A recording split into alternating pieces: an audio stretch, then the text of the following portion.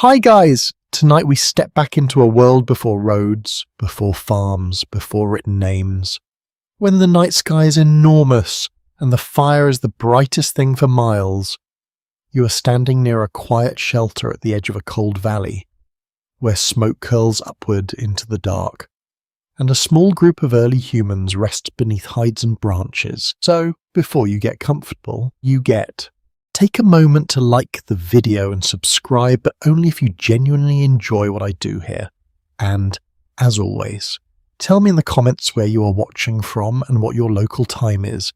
It is strangely comforting to imagine little points of light across the world, all listening together in the dark. Now, dim the lights, and let your eyes adjust to the ancient evening. You are somewhere in Eurasia, around 50,000 years ago. Although no one here counts years in that way, there are no calendars hanging on cave walls, no clocks ticking politely beside a bed, no slightly judgmental phone screen telling you it is much too late to still be awake.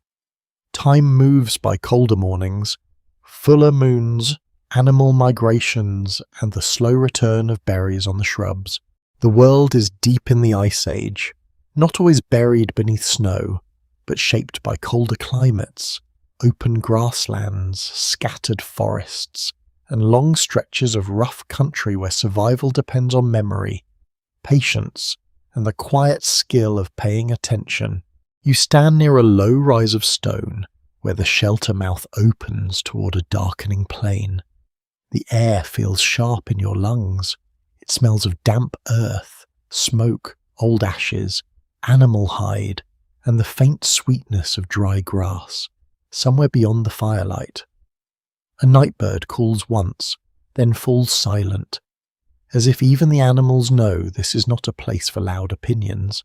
The wind presses against the entrance and slips around your shoulders. You pull a fur closer, feeling the weight of it, the roughness where the hide was scraped clean, the stiff edge where it has dried. This is not yet the world of cities, it is not even the world of villages. Human life is carried in small groups, usually families and close companions, moving through landscapes they know through stories, footprints, scents, and scars on trees. A mainstream fact sits quietly beneath this scene by about 50,000 years ago. Homo sapiens were already living as mobile hunter-gatherers in many parts of Africa and Eurasia, using fire, stone tools, social cooperation, and learned knowledge to survive. They were not primitive in the cartoon sense of the word. They were not grunting shadows waiting for someone to invent breakfast. They were intelligent, observant, emotionally complex people, though their world left only fragments behind. You watch the fire. It pops softly as a bit of dry wood splits, sending small sparks upward. Around it, bodies settle into familiar places.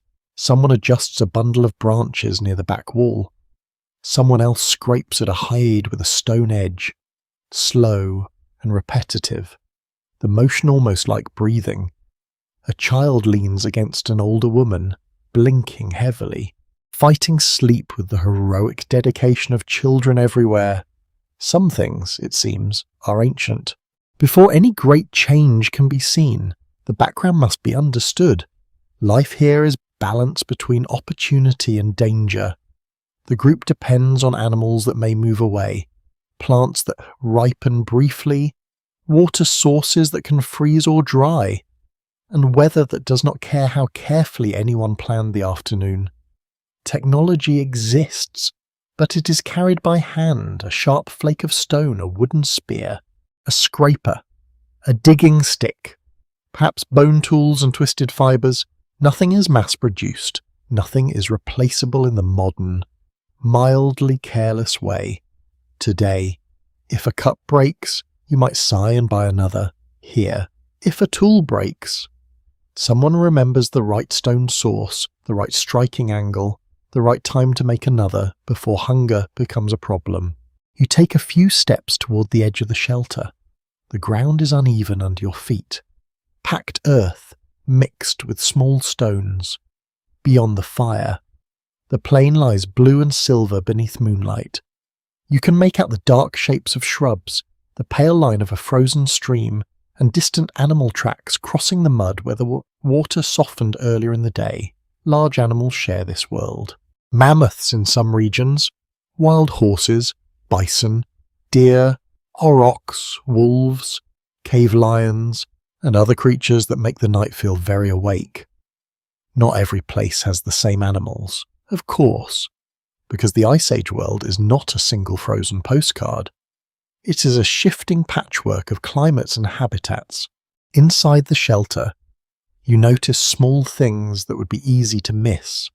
A cluster of stones blackened by old fires, a scatter of flakes from tool making, a piece of red ochre tucked near a flat rock. Ochre is one of those quiet details that opens a door. This reddish mineral pigment was used by early humans in many places, sometimes for colouring bodies, objects, hides, or perhaps symbolic marks. A quirky little tidbit, gentle but fascinating, is that ochre was sometimes ground into powder and may have been mixed with fats or other substances, creating something not entirely unlike prehistoric paint, or perhaps even a practical treatment for hides.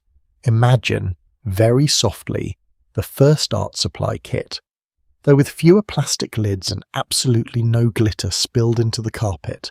You crouch near the ochre and look at the red dust caught in a crease of stone. It glows faintly in the firelight.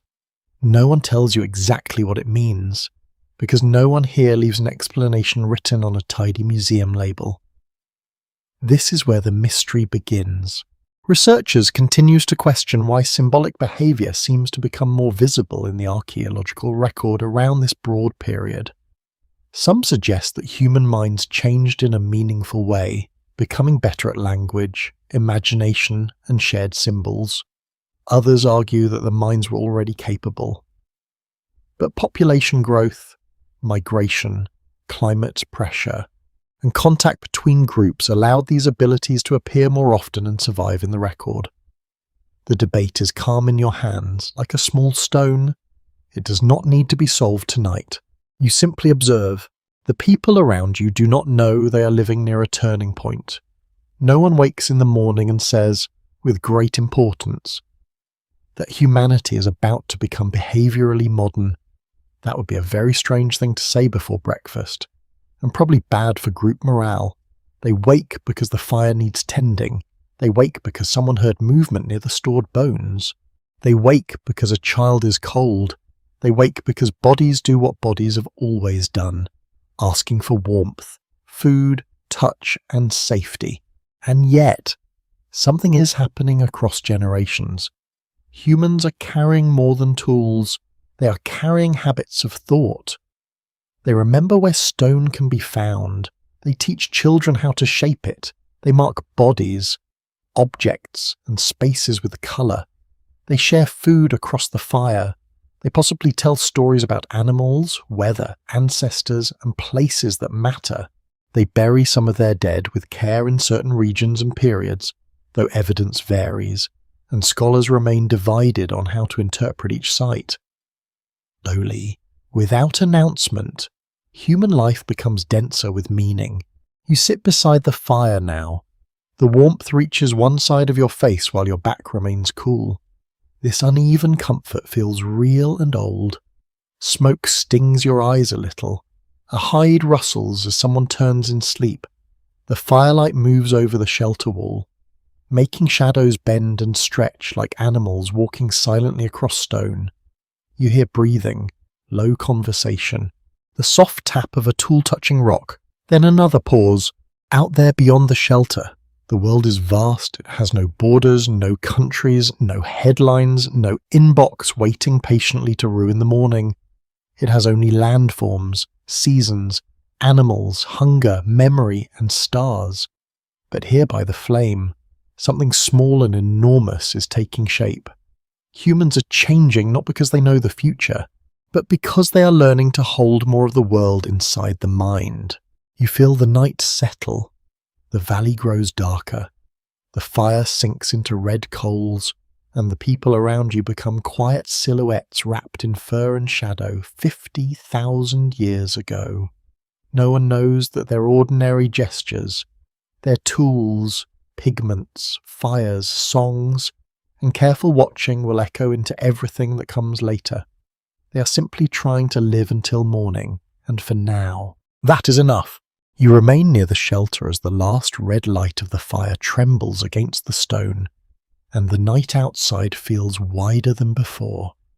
The first section of your journey brought you to the edge of an Ice Age camp, where Homo sapiens rest in a world of smoke, cold air, and careful memory. Now, as the darkness softens and your eyes adjust, you begin to understand something stranger. These people are not alone. Not alone in the simple sense. Of course, there are wolves in the distance, deer beyond the stream, insects tucked under bark, and birds sleeping in the brush. But the deeper truth is more unsettling and more beautiful. 50,000 years ago, Homo sapiens share the wider world with other kinds of humans, not monsters, not missing links, not failed versions of us waiting politely to disappear from the family photograph. They are people of another kind. Close enough to recognize in posture. Hands, tools, hunger, fear, perhaps even tenderness. Yet different enough that meeting them would feel like stepping into a mirror that does not reflect you exactly. The historical background matters here, by this period. Homo sapiens had emerged in Africa long before, and groups had begun moving into Eurasia. In parts of Europe and Western Asia, Neanderthals had already lived for hundreds of thousands of years. Farther east, Denisovans, known mostly from fragments of bone and traces of DNA, occupied parts of Asia.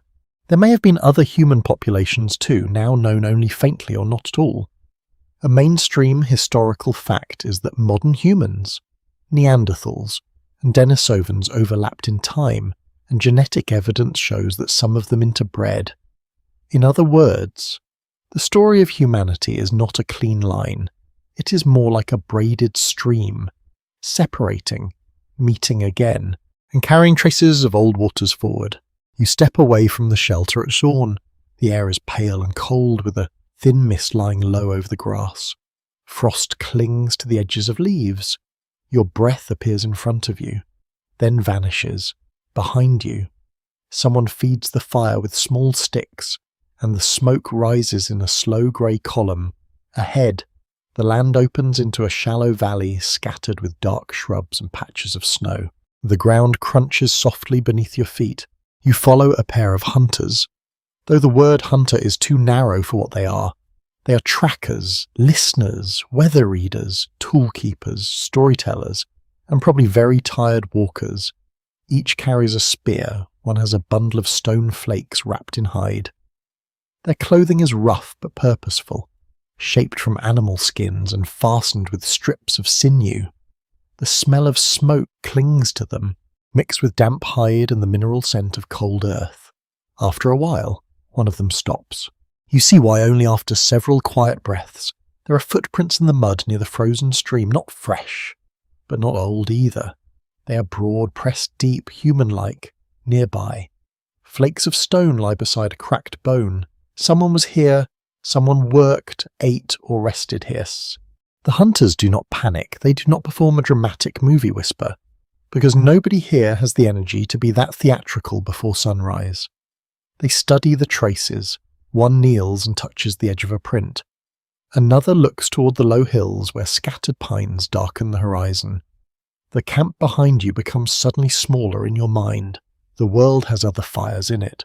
Neanderthals, if these were their tracks, were well adapted to cold environments. Their bodies were generally stockier than those of many modern humans, with strong limbs, broad chests, and faces shaped by long evolutionary time in Ice Age conditions.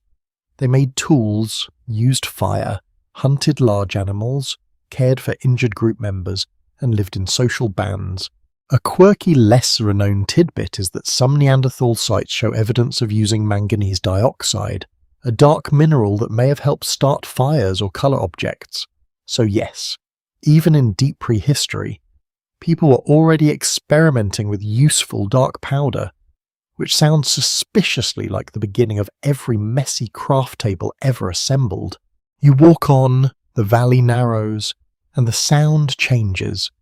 Wind moves through dry grass with a soft brushing noise. Somewhere to your right, a raven calls. The stream makes a tiny clicking sound beneath thin ice. You smell pine resin where a branch has split, sharp and clean in the morning air. Then you see smoke. It is faint, almost hidden against the grey sky. It rises from beyond a bend of stone, too steady to be missed. The hunters halt again. No one speaks. They listen, and you listen with them. In your modern life, meeting strangers might mean checking a profile, reading a name tag, or wondering whether to wave awkwardly in an elevator. Here, meeting another human group is far more complicated. It can mean trade, warning, imitation, avoidance, marriage, rivalry, shared knowledge, or danger. The rules are not written down, they live in memory, gesture, and the careful reading of faces. Scholars remain divided on how often Homo sapiens and Neanderthals met directly, and what those encounters looked like. Some researchers suggest that contact was rare and scattered, shaped by small populations spread across large landscapes. Others think interaction may have been more frequent in certain regions, especially where groups moved along the same valleys, rivers, and hunting grounds.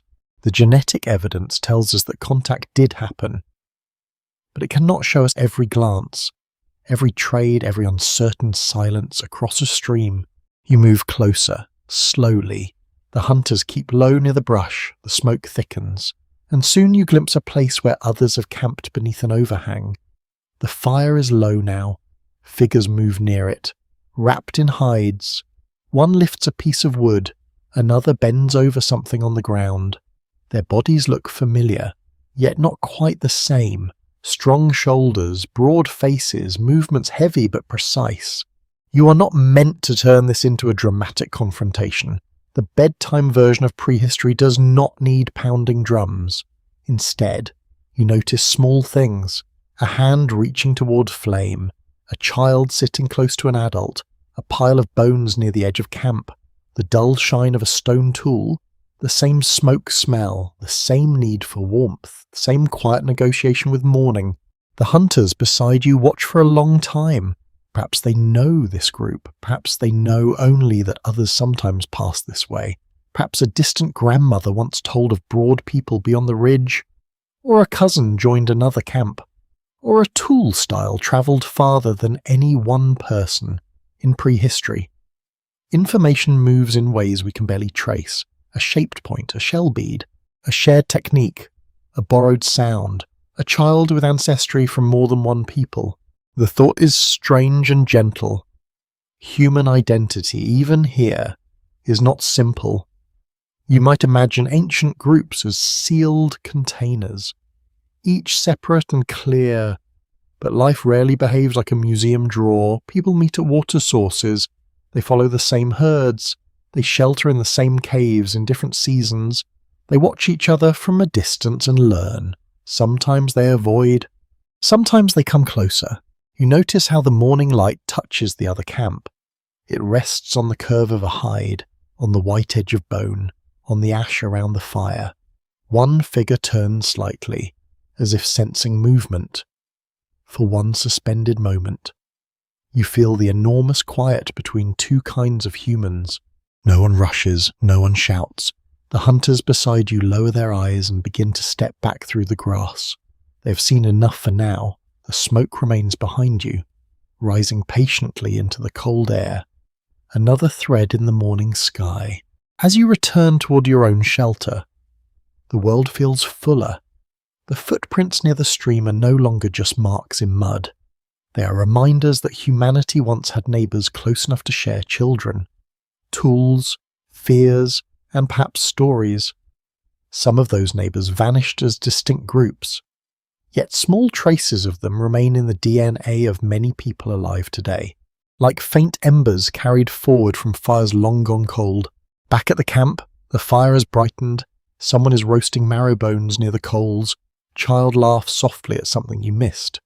The smell of warm fat drifts through the shelter, rich and comforting. Life continues in its ordinary way, and that is the quiet wonder of it. The humans here do not know they are part of a vast meeting of lineages. They do not know that future scientists will sift caves, compare genomes, and argue politely in conferences about their lives.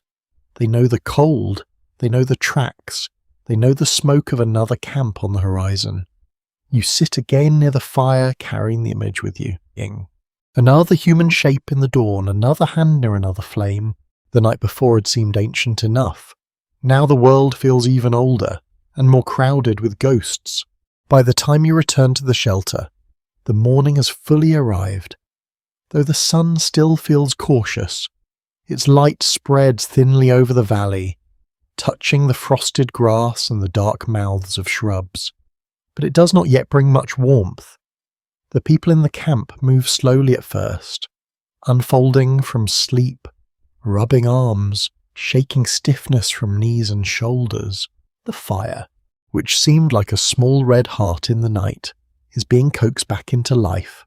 You settle beside it, and this is where the day begins, before anything else, before hunting, gathering, tool-making, walking, arguing about whose turn it is to carry the awkward bundle of hides. The fire must be cared for. This is the centre of the shelter. It is not only warmth, it is light, protection, cooking, comfort, memory, and perhaps the first quiet stage on which human stories begin to grow. In a world without walls as you know them, the fire makes a room out of darkness. The historical background is simple, but powerful. Humans and their ancestors had been using fire long before 50,000 years ago. Though archaeologists still debate the timing, frequency, and control of its earliest use, by the period you're visiting now, fire is a regular part of human life in many places. It changes food, it changes safety. It changes how long people can stay awake after sunset. It changes where they can live. A mainstream historical fact is that controlled fire allowed early humans to cook food, keep warm, deter some predators, and gather socially after dark. That may sound ordinary, but ordinary things are often the deepest ones. You watch as one person kneels close to the ashes. Their hands move carefully, brushing aside grey powder to find the hidden glow beneath. A coal survives there, dull and red, protected overnight like a sleeping animal. Dry grass is placed near it, then a twist of bark, then breath, slow and steady.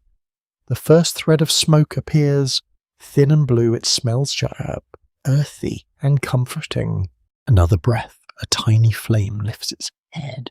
No one applauds, which is honestly restrained of them, if you have ever failed to light a campfire with modern matches, dry paper, and the confidence of someone who watched one video online.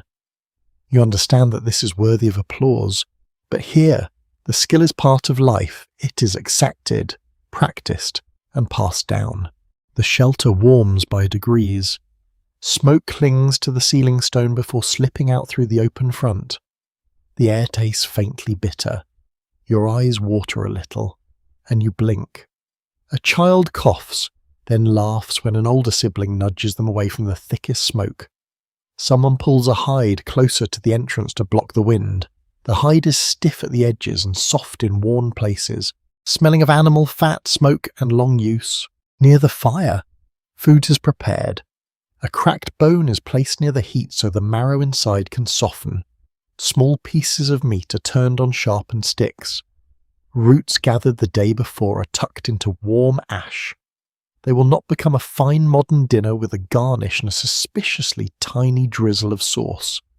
But they will become edible, warmer, safer, easier to chew. Cooking is one of the great quiet technologies of human life. It can make tough food softer, kill many parasites and pathogens, and allow more energy to be gained from certain foods. A quirky, lesser-known tidbit rests right in the ash in some hunter-gatherer cooking traditions around the world. People have used earth ovens, hot stones, leaves, and ash roasting in wonderfully clever ways. And archaeologists suspect that very ancient peoples may have used similar methods when conditions allowed. Food did not always sit neatly on an open flame. Sometimes heat was stored in stones, buried in pits, or held in the ground itself. Prehistoric kitchens, in other words. Could be more inventive than the phrase caveman cooking suggests. Also, no one here is arguing about whether the oven needs preheating to exactly 180 degrees. There is only experience, smoke, and a very serious relationship with embers. You notice the rhythm of the group around the fire.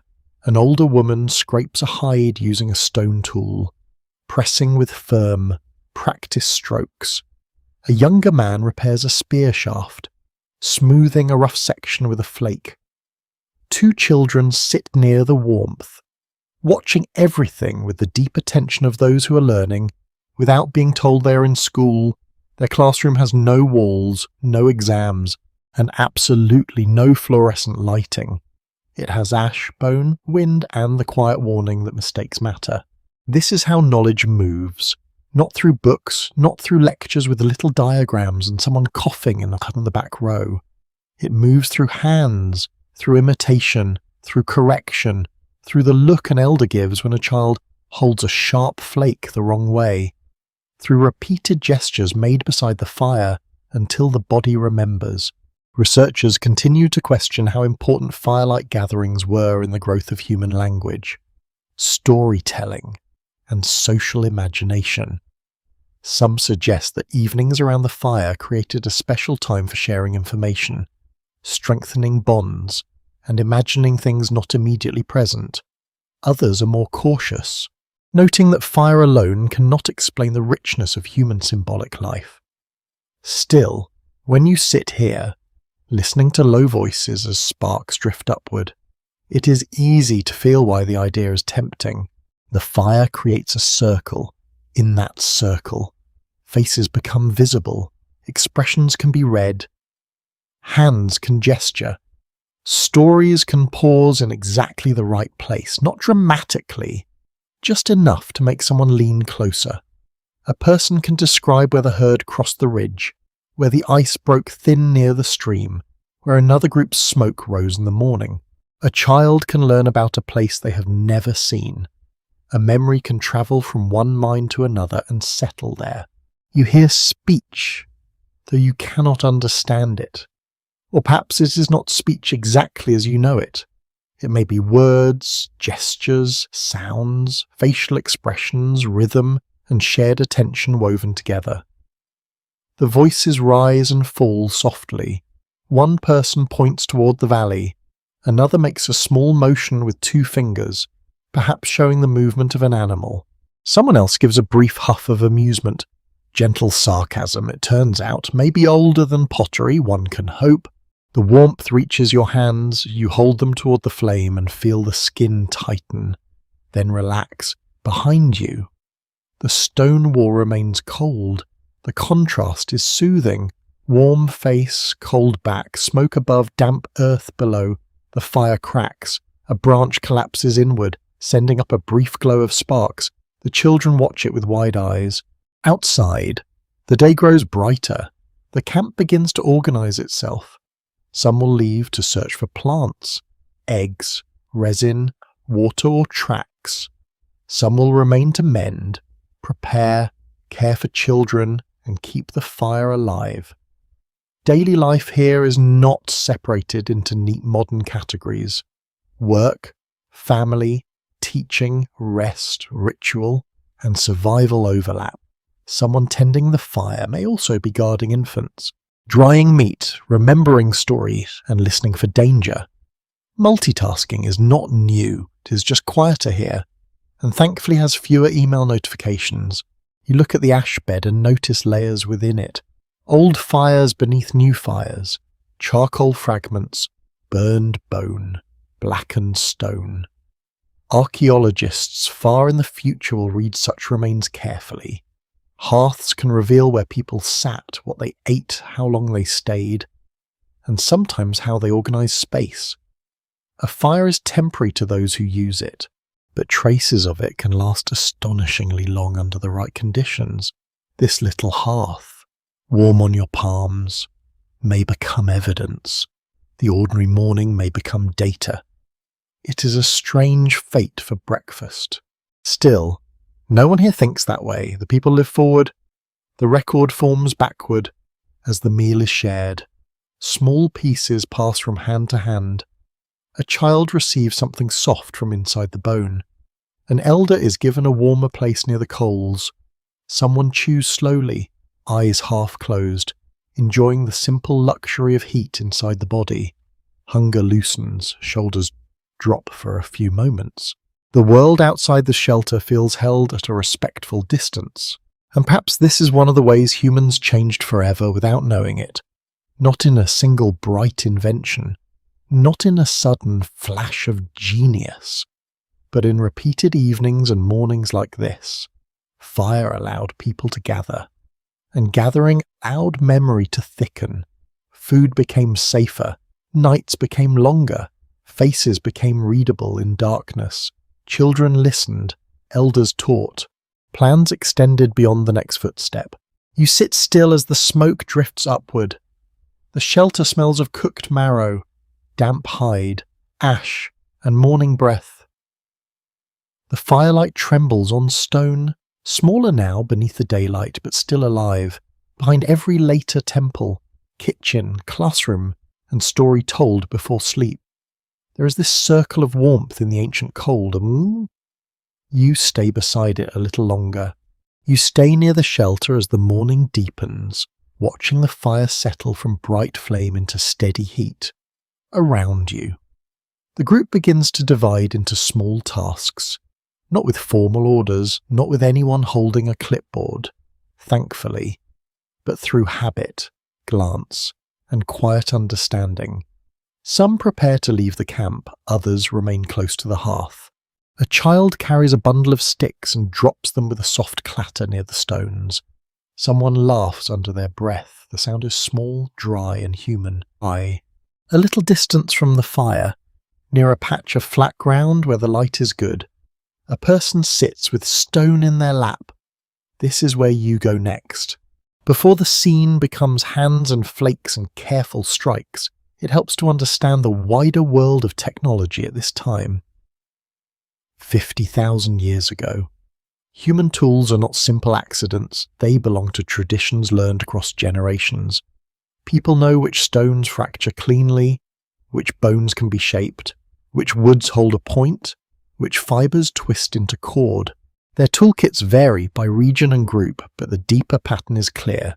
Early humans are planning ahead, they are selecting materials, transporting them, reshaping them, and imagining uses before the finished object exists. A mainstream historical fact rests in the person's hands by this period. Homo sapiens and other human groups were making sophisticated stone tools using prepared techniques, often striking flakes from carefully shaped cores. Some tool traditions required multiple steps, patience, and a good understanding of how stone breaks. It is not just hitting one rock with another, despite what a lazy cartoon may suggest. There is skill here, there is memory, there is the quiet confidence of someone who has done this many times and still respects the possibility of getting it wrong. You kneel nearby, the ground feels cold beneath your knees, even through the hide beneath you. Small chips of stone lie scattered like dull stars. The air smells of smoke, damp earth, and the faint mineral dust released when rock meets rock. In the person's left hand is a core of dark flint or chert, smooth in some places, rough in others. In the right hand is a hammerstone. The hammerstone is rounded, worn from use, comfortable in the palm. They turn the core slowly. Nothing happens for a while. To a modern eye, used to buttons, switches, and tools that come already shaped from distant factories, this pause might look like hesitation, but it is not. It is seeing. The toolmaker is reading angles, ridges, weight, hidden lines of force inside the stone. A careless strike wastes material. A good strike travels exactly where it should. The stone seems silent. But it has rules. Then the hammerstone falls. A sharp crack cuts through the morning. Not loud, but clear. A flake leaps away and lands near your foot. Its edge, gleams in the light, thin and dangerous. The toolmaker picks it up, turns it, checks the edge with a thumb that has learned caution. It might become a cutting tool, it might be retouched into a scraper, it might be discarded if it's not quite right. Even waste, here, tells a story. A quirky, lesser-known tidbit sits among these chips. Archaeologists can sometimes refit stone flakes back onto the original core, almost like solving an ancient three-dimensional puzzle. By doing this, they can reconstruct the sequence of strikes made by a toolmaker thousands of years ago. It is a strangely intimate thing, watching a mind reappear through broken stone. Imagine someone in the distant future reconstructing your thought process from the crumbs around your toaster. Unfair, perhaps, but not entirely impossible. The toolmaker strikes again. Another flake comes away, then another. Each sound is crisp, followed by cadence. Tap, pause, turn, tap. The rhythm becomes restful around you. The camp moves in soft layers of noise, hide scraping, wood bending, fire settling, a child whispering, the low murmur of someone speaking near the shelter wall. You notice that tool-making is not isolated. A younger person sits nearby, watching closely. Their hands rest on their knees. They do not interrupt. Occasionally, the older toolmaker lifts the core slightly, showing the surface, the angle, the scar where a flake came away. No grand speech is needed.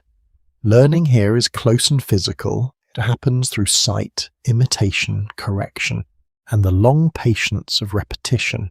Researchers continue to question how much of this technological skill depended on language as we would recognize it. Some argue that complex toolmaking likely required advanced communication, because teaching long sequences of action is much easier with shared words or structured signals. Others suggest that gesture, demonstration, and practice may have carried much of the learning, especially when children grew up surrounded by skilled adults. You do not need to solve the debate, you simply watch the lesson unfold. A hand turns, a child leans closer. Knowledge moves without leaving a sentence behind. Nearby, another person works with bone. The bone has been cleaned and dried. It is pale against the dark hide beneath it, using a stone flake. They scrape along its length, shaping it slowly. The sound is different from stonework, softer and more fibrous, a faint rasping that seems to blend with the wind. Bone can become points, awls, needles, ornaments, or other useful things. Wood, too, is shaped, though it almost never survives in the archaeological record unless conditions are unusually kind. That is one of the gentle frustrations of prehistory. So much of human life was made of materials that vanished. Wood rotted, fibre decayed, hides disappeared. What remains is often stone, bone, tooth, shell, pigment, charcoal, and silence. So when you look at a stone tool, you're not seeing the whole toolkit. You're seeing the stubborn survivor. The group understands materials through touch. They know the smoothness of good bone, the spring of certain branches, the toughness of sinew, the sharpness of fresh flakes. A person runs a finger along a wooden shaft, feeling for bumps. Another twists fibres into cord, rolling them against the thigh. The fibres catch slightly on the skin. They smell dry, grassy, and faintly sweet. And cordage is one of those technologies so ordinary that modern people barely notice it. String, rope, thread, nets, snares, bindings, handles, bags, clothing. Without flexible ties, much of daily life becomes awkward very quickly. Try carrying everything in your arms for one afternoon and civilization suddenly looks like a history of knots. In this small camp, the mind is visible in things. A stone flake means a future cut. A sharpened point means a hunt not yet begun. A repaired hide means another cold night endured. A bundle tied carefully means someone expects to move. Tools are not only objects, they are plans made solid. You pick up a discarded flake, careful not to press the edge. It is cool and light. Along one side, The edge is so fine it almost seems unreal. It could slice hide, meat, plant stems, perhaps even scrape wood. You imagine the hand that made it, the decision that released it, the years of practice behind one clean strike. The tool is simple only if you ignore the person inside it. This is part of how humans changed forever. They did not merely react to the world, they began to carry imagined futures in their hands. A sharp edge made now could solve a problem later. A spear repaired in morning light could matter at dusk. A needle shaped from bone could become clothing that allowed someone to survive colder ground. Each tool stretched the mind beyond the present moment, and there is something tender in that. The toolmaker sets down the hammerstone and flexes their fingers. The younger watcher reaches for a smaller piece of stone. The older person gives a brief nod. Calm but watchful, the child tries a strike. It fails, producing only a dull clack and a tiny chip. No one sighs dramatically, no one says, as modern people might, that this could have been covered in a tutorial. The older hand adjusts the angle. The child tries again. This time, a flake comes away. It is small, uneven, not especially useful, but the child smiles. The older toolmaker picks it up and examines it with solemn care. As if it deserves respect, perhaps it does. Every skilled hand begins somewhere. The sun moves higher, and the camp smells warmer now. Stone dust, smoke, cooked fat, dry grass. The sound of tapping continues, slow and steady, like rain that has learned patience. You look back toward the shelter, remembering the fire, the footprints of other humans, the red ochre near the wall. Now another piece of the story fits beside them. Before cities, before writing, before fields, humans shaped the world one edge at a time, and just as quietly, the world shaped them back. The small flake made by the child is still lying near the toolmaker's knee when now the wind changes. It slips through the shelter entrance with a colder edge, lifting ash, teasing loose hairs from a hide, and reminding everyone that skill is not a pleasant hobby here. It is the difference between comfort and misery. Sometimes, quietly, it is the difference between living and not living. You pull the fur closer around your shoulders and feel the weight of it settle against you. The outside is rough, stiffened by the weather and smoke. The inside is softer, where it has been scraped, worked, worn, and warmed by human skin. It smells of animal, fire, fat, earth, and time. Not a perfume that would sell well today, perhaps, but here it is, the scent of protection. Before you watch the making of clothing, you need the background of this Ice Age world. 50,000 years ago, many human groups live in cold or shifting climates, especially across Eurasia. They cannot simply turn up the heating, close double-glazed windows, or complain gently about the thermostat as if it has personally betrayed them. They survive by understanding bodies, animals, seasons, and materials. Clothing is not decoration alone. It is portable shelter. It allows people to move through colder regions, sleep through bitter nights, carry infants, protect skin, and perhaps show who belongs to whom. A mainstream historical fact rests in the hide against your hands by the Upper Paleolithic period. Humans were using animal skins, sinew, bone tools, and likely fitted clothing to survive in colder environments. Direct clothing rarely survives from this far back, because hides and fibres decay. But bone needles from later Ice Age sites, hide-scraping tools, and patterns of human expansion into cold lands all point toward increasingly effective clothing technologies. The evidence is fragmentary, but the need is obvious the moment the wind touches your face. Near the fire, two people work over a hide stretched across their knees. One uses a stone scraper, pushing again and again along the surface. The movement is firm, almost soothing. Scrape, pause, scrape. Bits of dried tissue loosen and fall. The other person rubs fat into a more finished piece, softening it with practiced pressure. Their hands shine in the firelight, smoke drifts above them, slow and blue. The texture changes as you watch. A raw skin becomes something more flexible, something wearable, something that can be wrapped around shoulders, tied around feet, folded beneath a sleeping child. This is not quick work. It takes time, strength, knowledge, and a tolerance for smells that modern laundry detergent has done its best to erase from memory.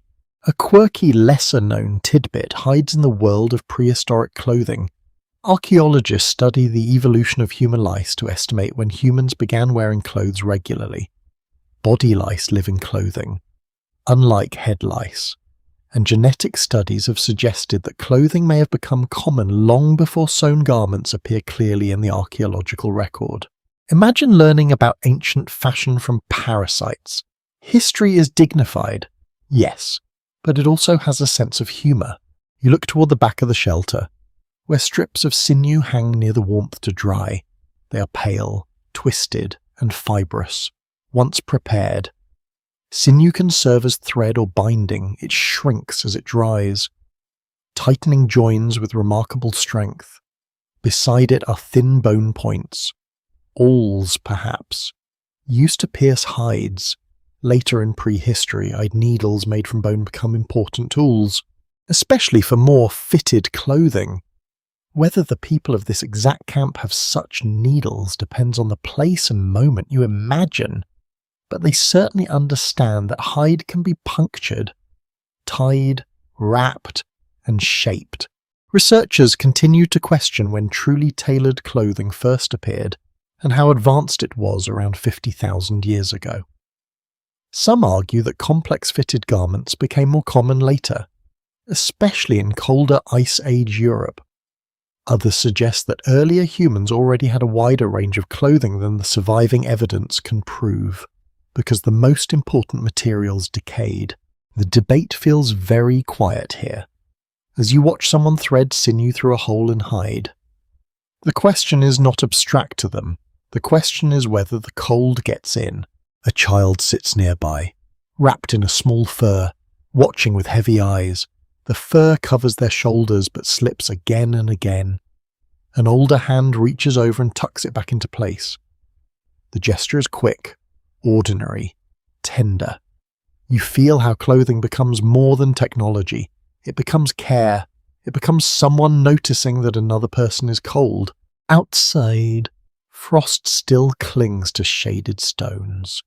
When you step toward the entrance, the cold presses against your ankles first, then your hands. The ground is hard, your breath makes white clouds. In the distance, the valley looks calm. But calm is not the same as kind. Weather is a constant companion. Rain can soak hides. Wind can cut through gaps. Snow can hide tracks or reveal them.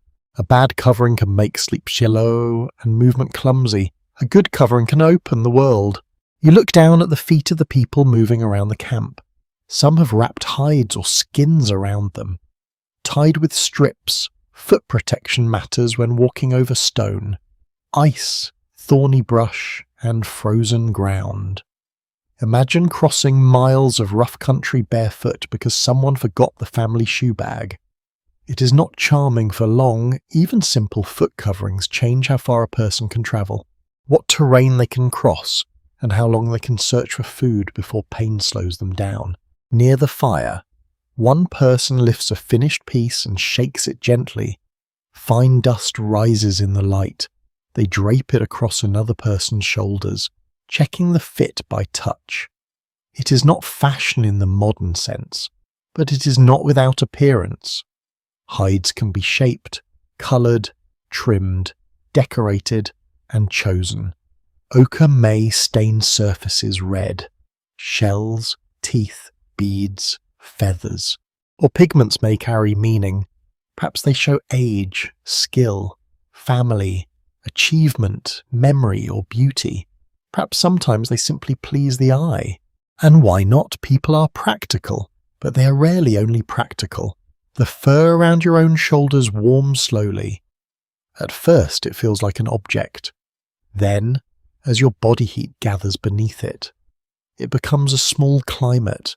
The fire warms your face, the hide holds warmth near your chest, and the wind loses some of its authority.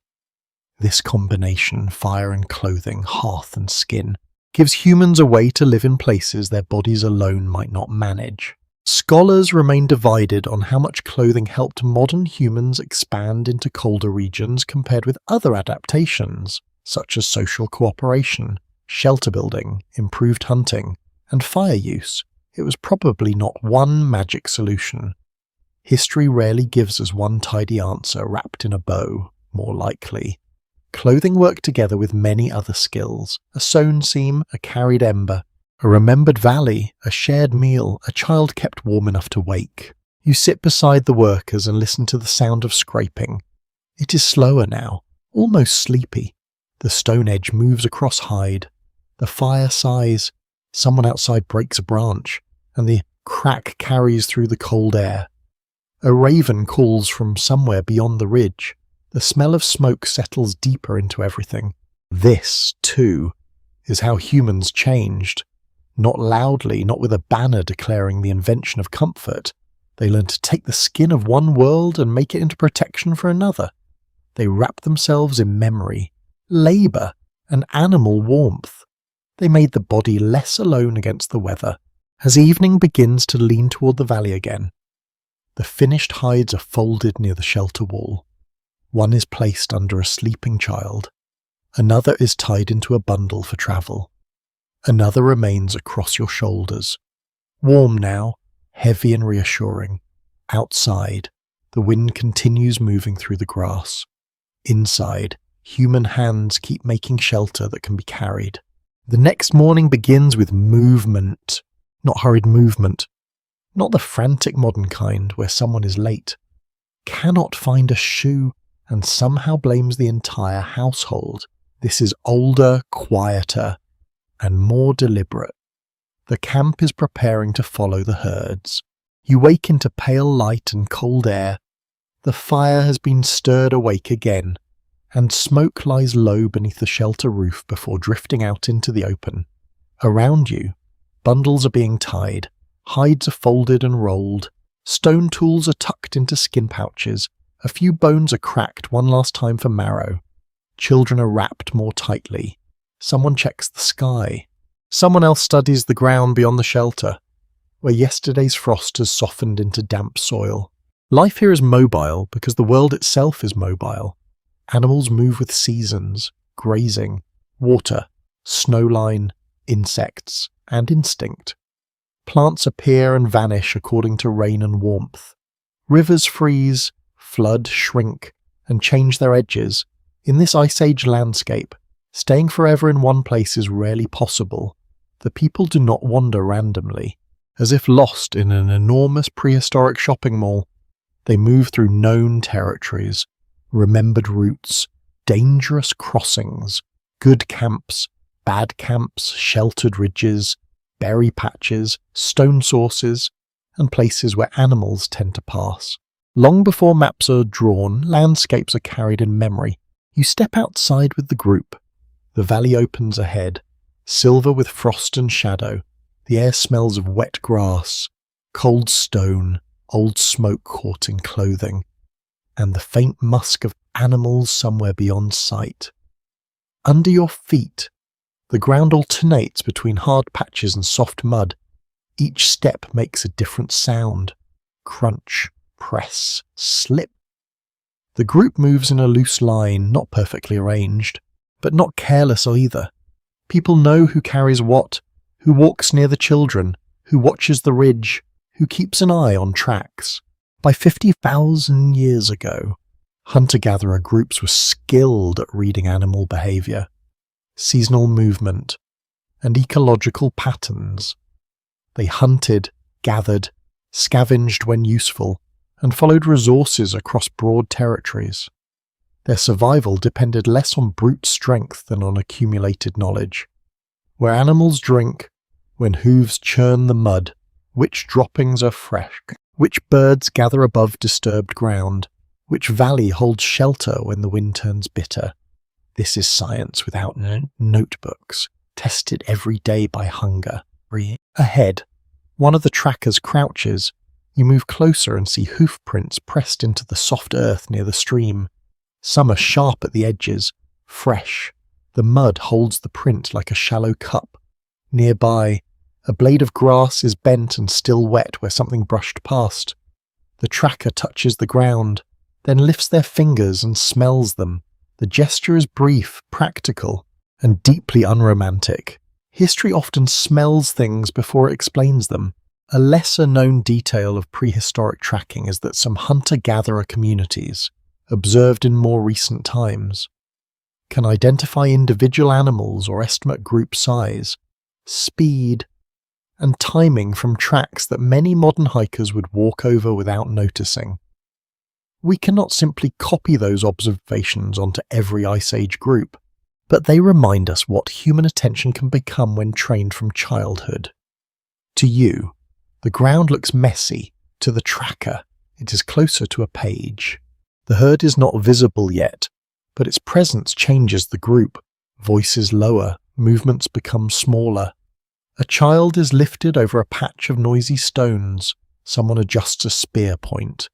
The wind comes from ahead, cold against your face, carrying scents toward you rather than away from you. That matters. Animals live by smell as much as sight. You follow, across a low slope scattered with scrub and dwarf pine. The branches brush against your legs with a dry whisper. Resin scent rises when someone steps on a broken twig. Farther out, the plain widens into tawny grass, pale under the morning sun. You hear distant calls, perhaps geese or cranes passing overhead. Their voices thin and lonely in the cold sky. There is no sharp excitement here. No heroic music, no one is leaping dramatically over rocks unless absolutely necessary. Which is sensible. Hunting large animals in this world is dangerous, difficult, and often unsuccessful. Many meals come from gathered foods, small animals, fish, shellfish, eggs, roots, and whatever the land offers. The image of prehistoric people eating only enormous steaks beside the fire is charmingly wrong. Like imagining the whole past as one long barbecue with worse seating. The group pauses at the edge of a rise. Below, in the distance, shapes move across the grass, wild horses, perhaps, or bison, depending on the region your mind has placed you in. They are dark against the pale ground, heads lowered, bodies shifting together. The sight is beautiful and tense, but the people do not rush.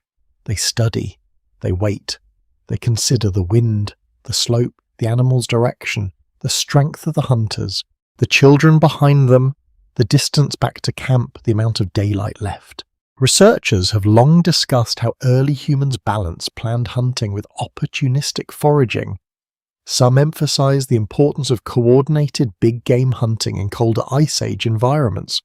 Others point out that plant foods, small prey, scavenged resources, and seasonal flexibility were just as important in many regions.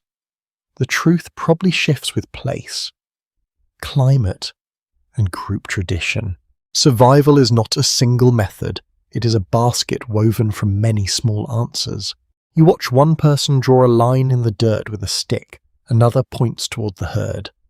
A third gestures to a shallow gully that curves along the slope. Perhaps they are planning an approach. Perhaps they are deciding not to try. Not every sighting becomes a hunt. Wisdom often looks like restraint. The stomach may want one thing, while experience quietly says, maybe not today. The group moves again, angling away from the open crest. You feel the grass damp against your ankles. The sun has begun to warm the top layer of earth, releasing a smell of thawing mud and crushed plants. A fly circles lazily, confused by the cold. The children are quiet now, sensing the seriousness of the adults. One clutches a small stick, imitating a spear. Another walks beside an elder, who murmurs something and points at tracks. This is how migration teaches, not in a single lesson, but through repeated journeys. A child learns that certain birds arrive before certain herds, that broken ice near a bank can mean animals crossed there, that old camps have old dangers, that a ridge can protect from wind but expose smoke, that a route taken in spring may become impossible in winter. Memory becomes geography. Geography te permite GA becomes to story. You notice how much the group carries without writing anything down. A bend in the stream has a history. A stand of trees has a name. Perhaps not a name you could translate, but a sound that gathers memory. A hill may be remembered because someone died there, or because berries grow there, or because another group was once seen there at dawn. The land is not empty space. It is layered with experience. By afternoon, the herd has moved farther off. The people do not follow too closely. Instead, they turn toward a sheltered place near a line of rocks, where old ash marks show that someone, perhaps this same group, has camped before. The fire circle is faint but visible. A few broken stones lie nearby. You feel the comfort of return. Even in a life of movement, there are familiar places. As the group settles, the wind lowers, someone gathers dry twigs from beneath a bush. Someone else finds dung that may burn if wood is scarce. A practical fuel, not glamorous. But history has never been overly concerned with glamour when warmth is needed. Soon smoke rises again, thinner than before, and the smell of the day's walking begins to fade beneath it. You sit on a flat stone, tired in a way that feels ancient and clean. Your legs ache, your hands are cold, the sky above is wide and pale, and the animals are now only dark dots near the horizon. You understand, softly, that humans changed because they moved. They followed hoof, water, fruit, stone, weather, memory, and need. Each journey stretched the mind, each route connected places. Each return made the world more familiar, more storied, more human. Behind you, the first flames take hold. Ahead, the herd keeps walking, and somewhere between them, you are walking too. The fire at the new camp burns low and steady. Tucked between stones that remember other evenings, you sit close enough to feel warmth on your knees, while the rest of the world fades into blue shadow. The herd has moved beyond sight. The day's walking has ended. Feet are sore, shoulders are stiff, and the air smells of smoke, damp woolly hide, crushed grass, and the faint sourness of bodies that have travelled far without the luxury of a hot shower. No one here thinks this is tragic. This is simply evening. Around the flames, the group settles into the old circle. Some people chew quietly. Someone cracks a small bone and passes it to a child. A toolmaker checks the edge of a flake by firelight. An elder leans back against a rolled hide, eyes half closed, not asleep, just listening. The sky above the camp is full of stars, all clearer than any city sky you have ever seen. It feels close enough to breathe in. This is where you begin to listen. Before there are written records, before poems are scratched into clay, before songs are fixed into memory by scribes or screens, or that one person at a gathering who insists they know all the lyrics. Human communication is already rich. It may not sound like modern speech in every detail, and no recording waits in the earth for archaeologists to play back, but by 50,000 years ago, Homo sapiens almost certainly had complex language or language-like communication. Their tools, migrations, social tussles, lives, teaching, and symbolic behaviour strongly suggest minds capable of sharing more than immediate needs. The exact path is difficult to trace. Voices leave no fossils. A spoken warning vanishes into air. A joke, if one was made, which feels likely because humans are like that, disappears the moment laughter fades. What remains are indirect signs, the complexity of tools, the spread of ideas, the coordination required for hunting and gathering, the care of children, the use of symbols, pigments, ornaments, and possibly ritual spaces. All of these suggest that humans have become very good at holding attention together. You hear a low voice near the fire. The words are lost to you. If they are words in a way you would recognize, still, the pattern is familiar. A person speaks, pauses, gestures toward the valley. Another interrupts softly and points back the way you came. A third makes a small sweeping motion with one hand, perhaps describing the herd turning away from the ridge. The others watch, their eyes follow the hand. A child leans forward, wide awake now, because apparently bedtime resistance is also part of the ancient inheritance. The scene is simple, yet it is extraordinary. Language, or something very close to it, allows the absent to be present. An animal no one can see can be described.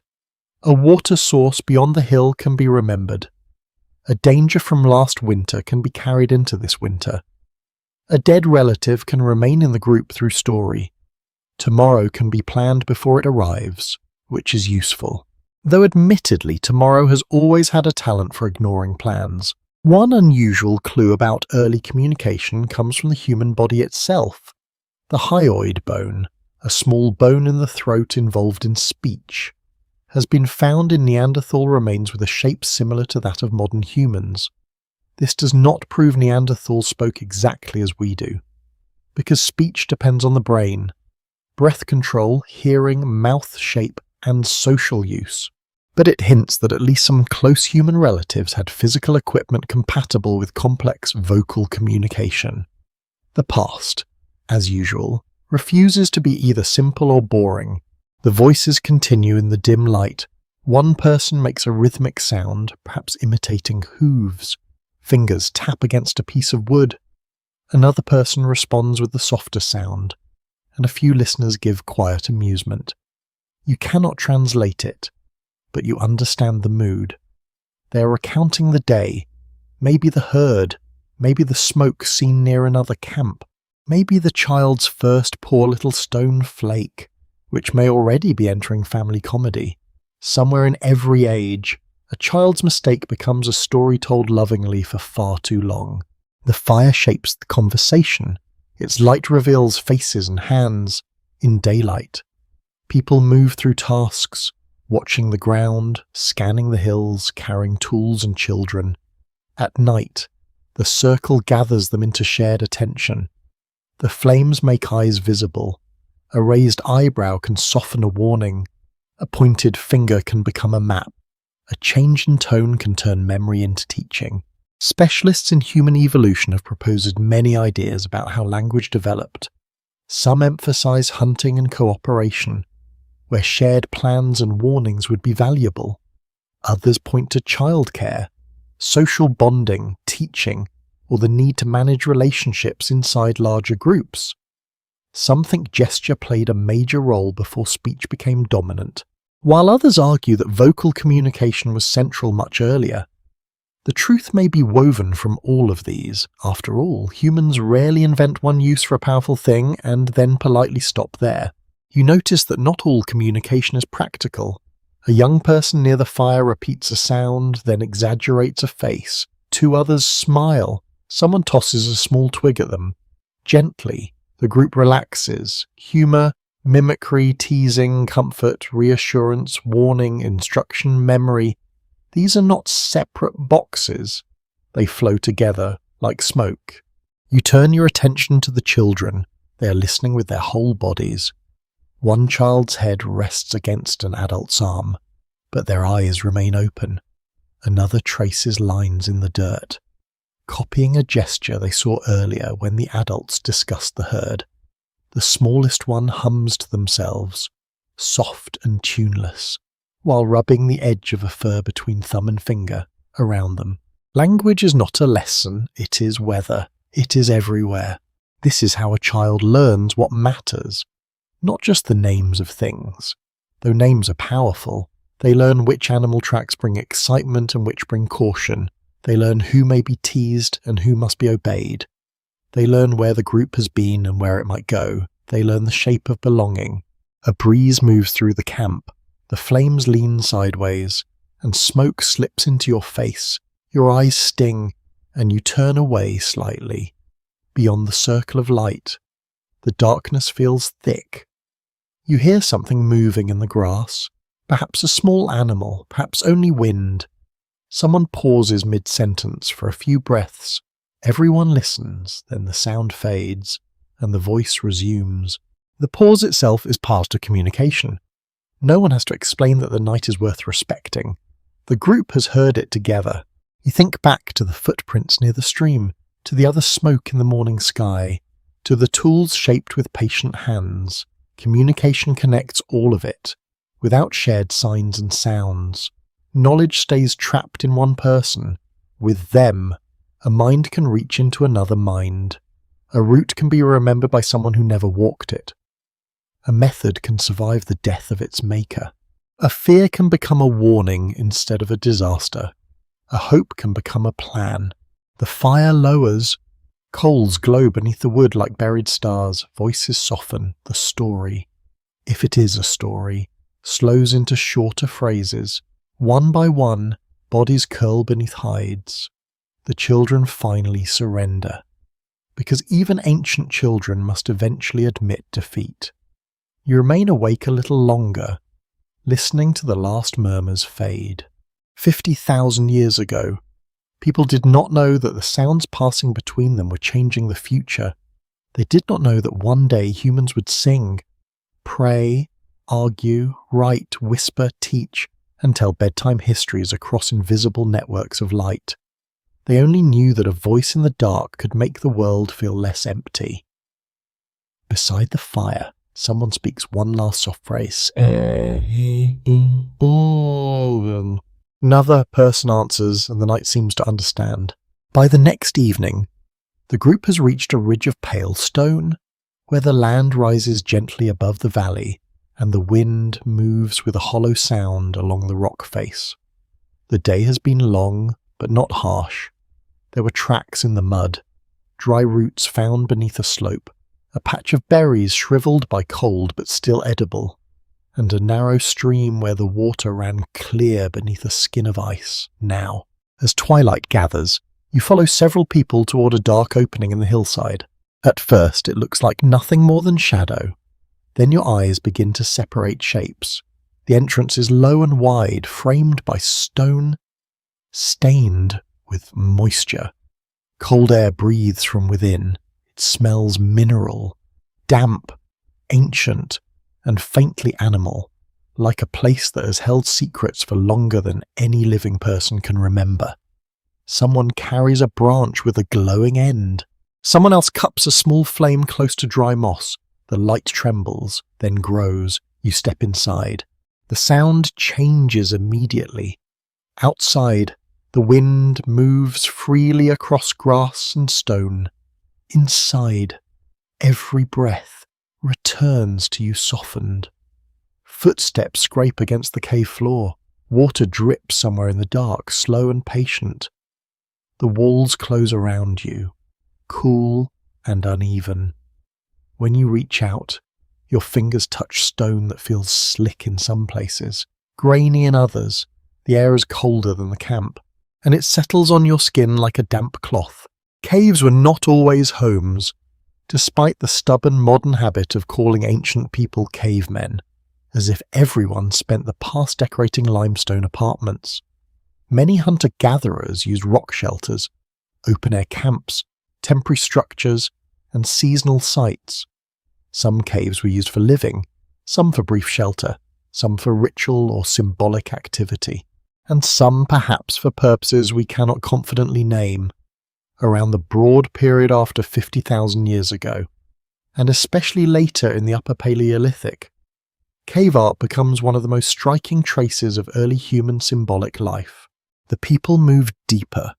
The torchlight flickers across the walls, and at first you see only bumps and shadows. Then, slowly, an animal appears. It is not moving, and yet it seems to move. A dark back curves across the stone, a head bends forward. Horns or a mane catch the light. The natural shape of the wall gives the body depth, as if the animal is partly inside the rock and partly stepping out of it. Nearby, Another figure overlaps faintly, lines in red, black and brown, a smear of pigment, a cluster of marks that may be signs, or counts, or something else entirely. You stand very still. The best-known painted caves, such as Chauvet in France, Lascaux in France, and Altamira in Spain, are generally younger than 50,000 years. Although some cave markings and symbolic behaviours may reach back earlier in different regions, the dating is complicated, and the evidence changes as methods improve. But the broad truth remains: Ice Age humans made images in deep places, using pigments, charcoal, engraved lines, and the shapes of the stone itself. These images were not casual doodles in the modern sense. Though honestly, if your casual doodles looked like this, you would be insufferable at parties. One small and fascinating detail is that some prehistoric artists may have used the uneven cave wall almost like natural sculpture. Bulges, cracks, and curves became shoulders, bellies, backs, or heads. In flickering torchlight, the images could seem alive. The cave was not just a blank surface, it was a collaborator. Stone offered a form, and the human hand answered. Someone near you lifts a piece of red ochre, another holds charcoal. A flat stone may serve as a palette. Pigment dust clings to fingers. It smells earthy, metallic, dry. A person touches the wall, feeling for a curve. Their hand moves slowly, following the stone before making a mark. The line is simple, but it changes the wall. It says, "Here is an animal." Yes, but perhaps also here is attention. Here is memory. Here is something seen so deeply that it can be called back in darkness. You notice handprints too, or perhaps hand stencils, where pigment has been blown around fingers pressed against stone. The human hand remains as a pale shape, surrounded by colour. In some Ice Age caves, hand stencils appear alongside animal figures and abstract signs. They may have been made by adults, young people, men, women, or children, depending on the site and the interpretation. Researchers have proposed methods for estimating sex or age from hand proportions, though such methods are debated and not always reliable. That debate matters because these handprints feel personal. They tempt you to imagine an individual standing where you stand and pressing their palm against cold rock. Was it a signature, a ritual mark, a memory of presence, a teaching act, a game, a way of saying, "I am here, in a world that will not keep my voice"? Experts continue to disagree, gently but firmly, about the meaning of Ice Age cave art. Some see hunting magic, others ceremony, storytelling, altered states of consciousness, social identity, or visual traditions that changed over time. The images may not have had one single purpose. Human meaning's rarely that tidy. The torch sputters, smoke curls upward and stains the cave roof. The light dances over the animal's flank, and for a moment the painted shape seems to breathe. The effect is soft, not frightening, more like watching shadows from a candle move across a bedroom wall when you're almost asleep. You know what causes it, and still the mind follows the movement. A child beside you whispers. An adult places a hand lightly on their shoulder, either to quiet them or steady them. The child's face glows orange in the firelight. Their eyes are fixed on the wall. You wonder what they are learning. Perhaps the names of animals, perhaps the stories of a hunt, perhaps the proper way to behave in a place that feels set apart. Or perhaps they are learning the most human lesson of all, that the world can be more than useful. It can also be seen, remembered, and transformed. The cave floor is uneven under your feet. A small stone shifts with a dry click. Water drips again in the distance. The smell of smoke thickens, mixing with damp limestone and old earth. Someone hums very quietly, a low sound almost swallowed by the cave. It may be accidental, it may be part of the act in this place. Even a breath feels significant. You think of the earlier fire circles, the tools, the hides, the tracks. All of those were practical and necessary. Yet here, practicality is not enough to explain what you see. A painted animal does not fill the stomach. A handprint does not block the wind. A line of dots on stone does not warm a child. And yet people return to make them. They carry pigment. They bring light into darkness. They spend effort on images hidden far from the open day. This is part of the transformation 50,000 years ago. Not necessarily a sudden awakening, but a growing visibility of symbolic behavior. Humans increasingly leave signs that thought has moved beyond the immediate. They are not only surviving the animal world, they are representing it. They are holding it inside memory, sharing it through image, perhaps asking it for meaning. The group begins to withdraw. One by one, they turn back toward the entrance, carrying their small flames through the dark. You look once more at the wall. The animal remains, quiet and watchful. The handprint remains too, a pale human shape inside a ring of colour. Outside, night has fully arrived. The stars are bright over the ridge. The cold air feels clean after the cave's damp breath. Behind you, in darkness, the painted animals wait without sleeping. You leave the cave slowly, and the night outside feels wider because of what waits behind you in the dark. The painted animal remains on the stone wall, hidden now from moonlight, seen only by memory and by whatever small flames may return to it later. The handprint stays there too, quiet and pale, as if someone has touched time itself and left the shape of a palm behind. The group walks back down from the ridge without much talking. Feet brush through cold grass. Stones shift underfoot. The air smells cleaner after the cave, carrying pine resin, damp leaves, smoke from the camp, and the faint mineral scent still clinging to your hands.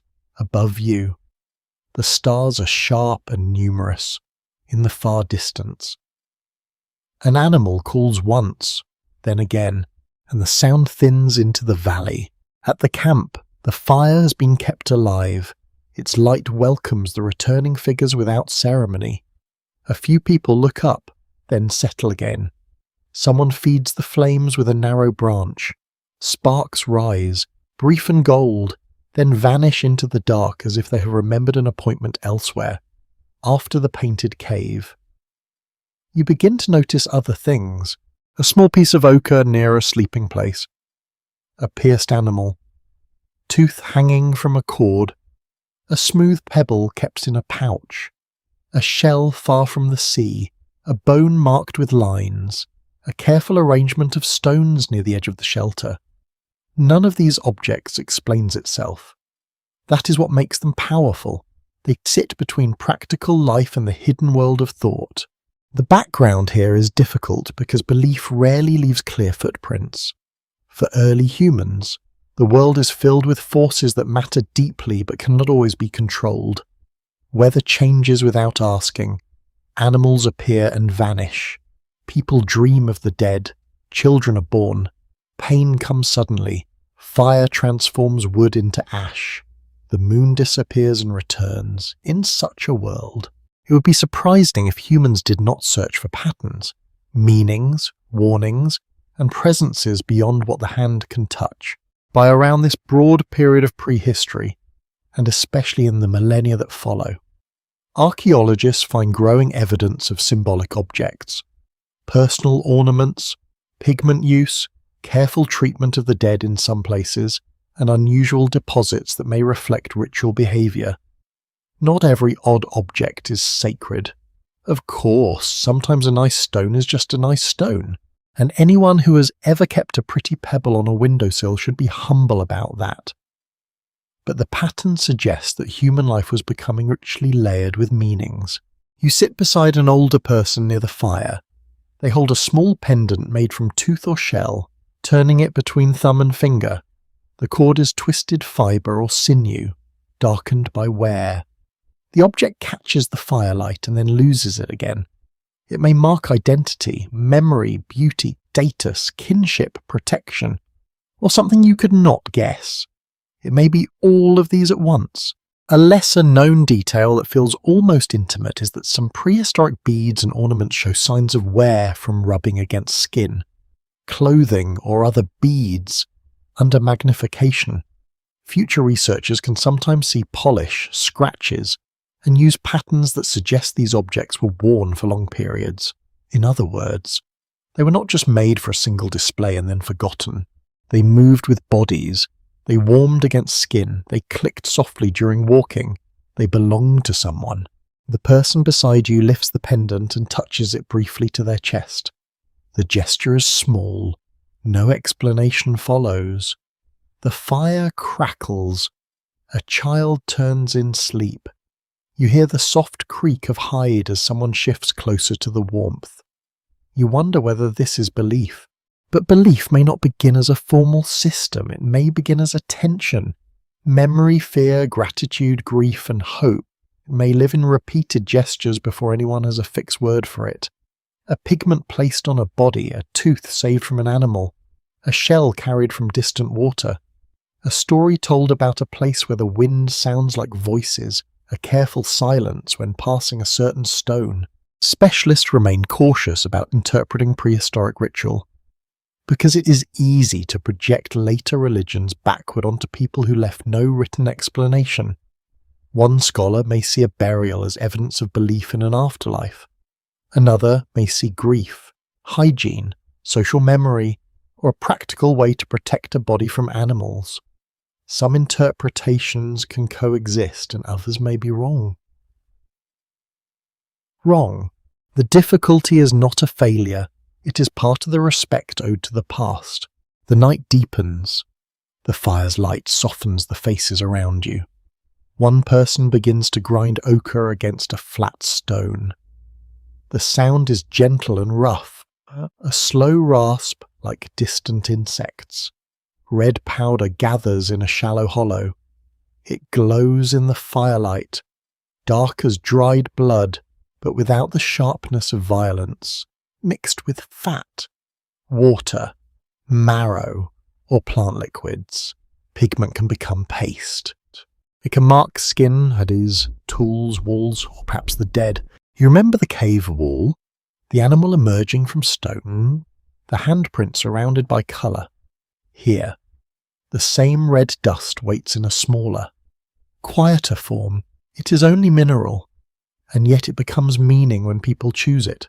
Near the shelter wall, there is a place where objects are kept together. A few useful tools, yes, but also things that seem less directly practical. A curved claw, a stone with a natural hole through it, a piece of bone marked with shallow cuts. To modern eyes, this little cluster might look like a child's treasure collection, which may not be far from the truth in spirit. Humans collect the world. We still do. Tickets, rings, pressed flowers, old photographs, shells from a beach we visited once and cannot quite throw away. The objects say, "This mattered. I was there. Someone gave this to me. I do not want the moment to disappear." A soft chant begins, or perhaps a repeated phrase. It is low, almost hidden under the wind. One voice, then another. The sound does not build into drama. It stays calm, steady, and close to the ground. A hand moves through the red pigment. A line is drawn on a wrist, another across the cheek of a young person who sits very still, trying to appear older than they are. Someone watches with affection and perhaps a little amusement. The gesture may mark a life passage or preparation, or healing, or belonging, or nothing so formal you cannot know. That uncertainty is important. The past is not a puzzle that always owes you an answer, yet you feel the scene's weight. Humans are not simply eating, sleeping, and moving. They are making signs. They are treating certain objects as special. They are creating moments that stand apart from ordinary time. They are giving shape to invisible bonds. This is how a hidden world begins to appear, not as a temple, not as a priesthood, not as written prayers, but as a hand dipped in pigment beside a fire, as a shell carried far from the sea, as a body treated with care, as a child learning that some places require quiet, as an elder touching a pendant that has outlived someone's warmth. The fire sinks lower. The red pigment darkens as the light fades. Around you, the camp becomes sleepy again. Breath slows beneath her hides. The wind presses against the shelter and moves on. The pendant is tucked away, close to the body. The grinding stone rests beside the ochre, its surface stained by repeated use. You lie down near the edge of the firelight and look toward the stars. 50,000 years ago, humans may not have had gods in any way you would recognize, or perhaps they did, in forms that have left no names behind. What is clear is that they were learning to live in more than one world at once. The world of stone, meat, weather, and bone, and another world made of memory, symbol, dream, and meaning. The flames blink softly. Somewhere behind the ridge, the painted animals wait in darkness, and here, beside the sleeping camp, the unseen world seems very near. Morning comes quietly, with a pale wash of light across the camp and a coldness that seems to have settled into every stone. The fire is still alive, though barely, breathing under grey ash. Someone stirs it with a stick, and a red glow opens like a sleepy eye. Smoke rises in a thin blue thread, carrying the smell of yesterday's wood, warmed bone and damp hide. You wake beside the others and notice that the first voices of the day are not adult voices. They are small, uneven, and already busy.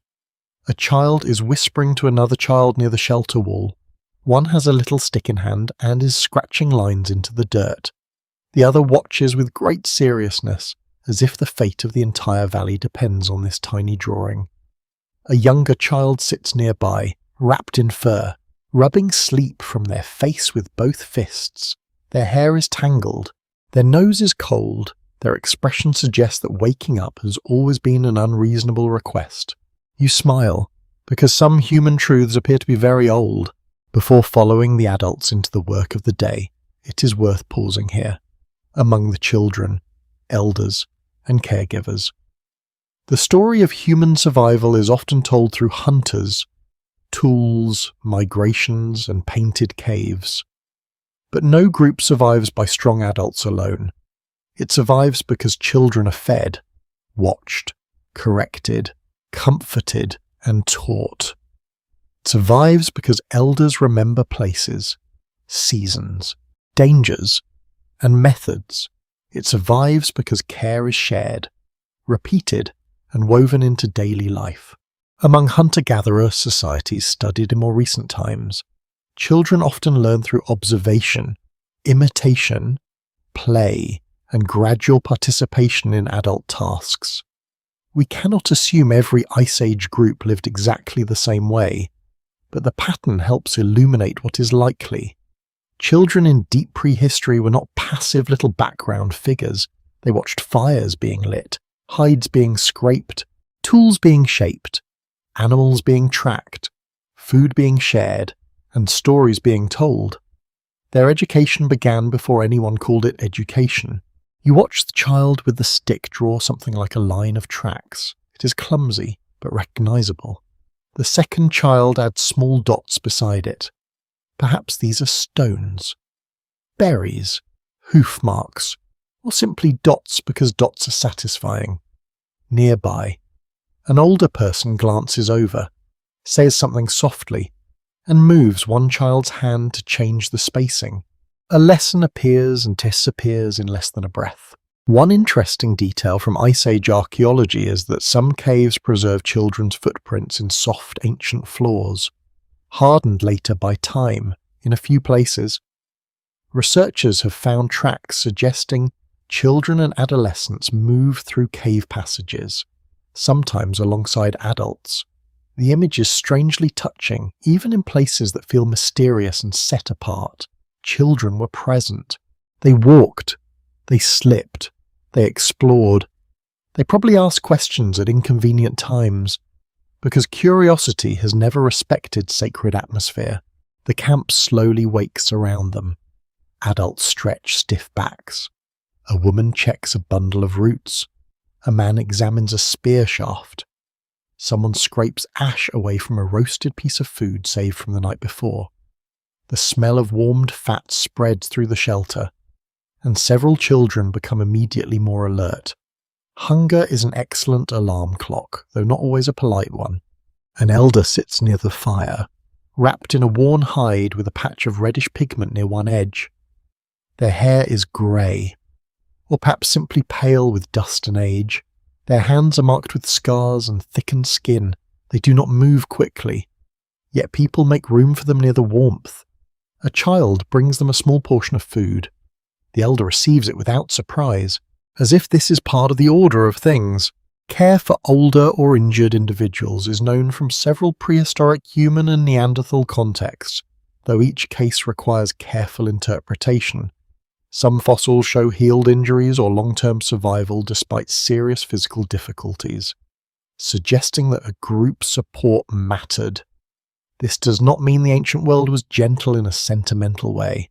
It was hard, cold, and often unforgiving. But it does show that human and human-like groups could make space for those who needed help. Interpretations of caregiving in prehistory are still discussed with caution. One researcher may see a healed injury as strong evidence of compassion and social care. Another may ask how much assistance was truly required, or whether the person could still contribute in other ways. Both questions matter. Care is not always simple charity. An elder may walk slowly but remember the hidden spring. An injured person may still shape tools, watch children, tell stories, prepare hides, or know when the weather is turning. Human value in such a group is not measured only by who runs fastest after a herd. You sit near the elder and listen as they speak to a cluster of children. Their voice is low and dry, but the children lean in. The elder points toward the ridge, then toward the stream, then makes a shape with one hand that might be an animal's horn. The children watch closely. One repeats the gesture, badly. Another giggles. The elder gives a look that quiets them with impressive efficiency. It seems teachers have always had that look. Outside the shelter, the morning brightens, frost melts from the grass, leaving each blade wet and glittering. A child is sent to gather small sticks, but becomes distracted by a beetle moving slowly near a stone. They crouch, fascinated. An older sibling tugs them back to the task. The beetle continues its ancient beetle business. Unimpressed by human development, play fills the edges of the camp. Two children chase each other in a small circle until an adult gives a soft warning. Another child practices throwing a short stick toward a mark in the dirt. The throw misses badly. The child retrieves it and tries again. This looks like play, and it is, but play is also training. Balance, aim, patience, reading others, testing strength, learning rules. Learning when rules bend. The small games of childhood prepare the body and mind for harder work later. A less obvious but important truth is that childhood itself may be one of humanity's great strengths. Humans grow slowly compared with many animals. Our young require long care, but that long childhood creates time for learning. A child can absorb thousands of details before carrying full adult responsibility. Which plants irritate skin? Which stones make good flakes? Which relatives are patient? Which stories are warnings disguised as entertainment? Today, someone might learn through books, videos, and slightly chaotic internet searches. Here, knowledge arrives through mud, smoke, hands, and repetition. You watch a caregiver clean a child's face with a damp piece of hide. The child objects in the universal language of wiggling away. The caregiver persists. The child loses. Civilization may rise and fall, but the wiping of small faces remains undefeated. Later, the group prepares to move a short distance toward a patch where edible plants may still be found. The children are gathered, counted by sight and habit. One is lifted on someone's hip, another carries a tiny bundle, perhaps lighter than they believe, but important because it gives them a role. The elder stays near the centre of the group, walking slowly with a staff. No one announces that they are protecting the vulnerable. They simply arrange themselves that way. As you walk, you realise that human change was not only in larger brains, sharper tools, or longer journeys. It was also in the slow transfer of life from one generation to the next. The child copying tracks in dirt may one day lead others across a frozen valley. The elder speaking by the fire may be carrying memories no one else holds. The caregiver tucking a hide around cold shoulders may be preserving the future in the simplest possible way. The path bends toward the stream. Sunlight touches the water where ice has broken. Children's footsteps patter beside heavier ones. The elder pauses, points to a plant half hidden under brown leaves, and one child kneels to look. The lesson continues. No school bell rings, no page turns, no one writes down the date. But knowledge passes anyway, warm as Braho's breath in the morning air. The lesson by the stream becomes breakfast, or at least the beginning of one. You follow, as the elder points toward a cluster of low plants growing where the soil stays damp. Their leaves are dull green, edged with brown from the cold. A younger adult kneels and digs carefully with a sharpened stick, loosening the earth around the roots. The soil is dark and heavy. It clings to fingers and smells rich, wet, and faintly sweet. Like thin also. Underside also a lot of autumn leaf. A child watches the digging with solemn focus. Another child watches the child, which is less useful but still very human. The root comes free with a soft tearing sound. It is small, muddy, and unimpressive. Not the sort of thing anyone today would photograph beside a linen napkin. But it matters. The adult rubs away some dirt, breaks off a piece and smells it, and shows it to the children. There is a brief explanation, a gesture toward the leaves, another toward the water, then a warning expression that seems to say, "This one is good. That other one will make your stomach regret everything." Food in this world is not simply found, it is recognized. Before agriculture, before fields are planted and harvested in rows, humans live by gathering, hunting, fishing, trapping, scavenging when useful, and remembering what the land gives in each season. The old image of Ice Age people surviving only on huge slabs of meat is far too narrow. Meat is valuable, yes, especially in cold climates, but plant foods, nuts, berries, roots, seeds, shellfish, eggs, insects, small animals, fish, and stored knowledge all matter. A strong hunting story may look impressive on a cave wall, but a good patch of edible roots can be the quieter hero of the week. By 50,000 years ago, human diets varied widely depending on region. Coastal groups might gather shellfish and fish. Inland groups might rely more on large herbivores, small game, edible plants, and seasonal resources. In warmer climates, plant diversity could be greater. In colder open landscapes, animal fat and protein could become especially important. There is no single prehistoric menu. The past is not a restaurant with one disappointing option. You walk along the stream bank, ice rims the edges, and the water slips below it with a soft, glassy sound. Someone lifts a stone and finds small creatures underneath. Someone else scans the reeds for eggs or nests, though the season may not favour them. A young person carries a skin pouch already holding roots and a few dried berries from the day before. The berries are wrinkled, tart, and dark against the hide. One odd little clue about ancient eating comes from dental calculus. The hardened plaque on old teeth. It can trap tiny remains of plants, starches, smoke particles, and other traces of daily life. Future researchers, with tools no one here could imagine, may study ancient teeth and find evidence of plant foods that would otherwise vanish from the record. It is humbling, really.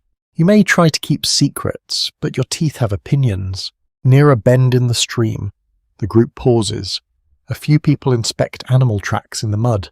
The prints are small, perhaps hare or fox rest near the water where the bank softens. One person sets a simple snare using cordage, a bent branch, and careful placement. The movement is delicate. Fingers work slowly, testing tension. A child leans too close and is gently pulled back. This is not a toy. Though the child clearly disagrees in spirit. Traps and snares are hard for archaeology to see because wood, fibre, and plant materials decay. Yet many hunter-gatherer societies have used ingenious devices for catching small animals, birds, or fish. It would be surprising if ancient humans, with their knowledge of cordage and animal behaviour, did not use some perishable tools that have mostly disappeared. Stone survives and gets the museum case, and string does a great deal of work and then quietly vanishes. Very unfair, but history is like that. You return toward a camp with the food gathered so far. The air has warmed a little. Frost has turned to droplets on the grass, and each step darkens your foot coverings with moisture. Smoke from the camp reaches you before the shelter does. It smells like warmth waiting ahead. Back near the fire, food preparation begins. Roots are washed roughly, then placed in ash or near hot stones. Small pieces of meat from an earlier hunt are sliced with a stone flake. A bone is cracked open for marrow. The sound is sharp, then dull. As the bone gives way, someone scrapes fat into a small container of hide or bark. Fat is precious, especially in cold environments. It carries dense energy, helps bodies endure cold, and makes lean meat more sustaining. Anyone who has ever tried to feel cozy after eating only a dry salad may understand, at least faintly, the importance of richness. The evidence for ancient diet often comes from a mixture of sources: animal bones with cut marks, stone tools, hearth remains, plant residues, isotopes in bones, dental ware, and the locations people used. Each clue tells only part of the story. Some researchers stress the importance of big game hunting in Upper Paleolithic life, especially in colder parts of Eurasia. Others emphasize flexibility, arguing that human success came from using many foods and shifting strategies with season and place. The debate remains open because food is one of the most perishable parts of life. Meals disappear into bodies, and bodies move on. You sit close to the cooking roots. Steam rises faintly where damp earth bakes away. The smell is mild and comforting, a little nutty, a little smoky. One of the children reaches toward the ash too soon and receives a quiet correction. They pull their hand back and look offended by the concept of heat. A woman, or perhaps simply an experienced gatherer whose role is not written in any modern category, sorts the collected plants into small piles. Good, uncertain, for later, for medicine, perhaps for binding, dye, bedding, or tinder. The divisions are not obvious to you, they are obvious to her. She knows leaves, stems, seasons, and soils. She knows what must be cooked, what can be eaten raw, what causes sickness, what soothes pain, what looks edible and is absolutely not your friend. This knowledge is as technical as stone tool making. Though it leaves fewer sharp fragments behind, it is botany learned through generations, chemistry learned by taste and caution, ecology learned by walking. The plant world is generous but not simple. It offers food, poison, fibre, fuel, scent, colour and medicine, often with very similar leaves. Helpful, in the way a locked cabinet full of snacks and scorpions might be helpful. The meal is shared in small portions. A child receives softened root, an elder gets marrow, a hunter eats slowly, eyes drifting toward the valley, perhaps thinking of tracks seen earlier. Someone chews a bitter plant and makes a face that suggests medicinal usefulness rather than joy. The others notice and show mild amusement. Even in the Ice Age, not every health remedy is delicious. Some traditions are eternal. As you eat, you sense how much of human survival depends on memory stored in the group. One person may know where roots grow after frost. Another may know how to follow injured animals. Another may remember a patch of nut trees beyond the ridge. Another may know which shellfish can be gathered safely at low tide, in places where the sea is near. Food knowledge is scattered among people, seasons, and landscapes. Sharing it makes the group stronger. The fire warms the roots until their skin split. A piece is handed to you. It is hot, soft, smoky, and slightly sweet. You hold it carefully, passing it from one hand to the other while it cools. The taste is simple, but after walking in cold air, it feels deeply satisfying. You realize that food is not only fuel here, it is planning, teaching, risk, comfort, identity, and memory. The smell of a certain roasted root may mean autumn. The taste of marrow may mean a successful hunt. The gathering of berries may bring stories of a grandmother who knew the best patch. A shell carried inland may speak of a coast far away. Humans change because they learn to eat the world with intelligence, not greedily, not easily, but attentively. They read tracks, leaves, tides, bones, smoke, and stomachs. They learned what could be shared, saved, cooked, traded, or carried. They turned landscapes into remembered tables. The day softens toward afternoon. The stream continues its cold whisper nearby. The fire settles under the cooking stones. Children lick sticky fingers. An elder closes their eyes in the warmth. For a while, the whole ancient world smells like smoke, roots, and enough. The afternoon's meal leaves a slow warmth in the camp, the kind that settles behind the ribs and makes the cold seem less personal. Roots have softened in ash. Marrow has been shared. Children have grown sleepy for a little while, though not sleepy enough to be convenient. The stream murmurs nearby, and the smoke from the fire lifts in a pale column before the wind takes it apart. But the group does not stay long.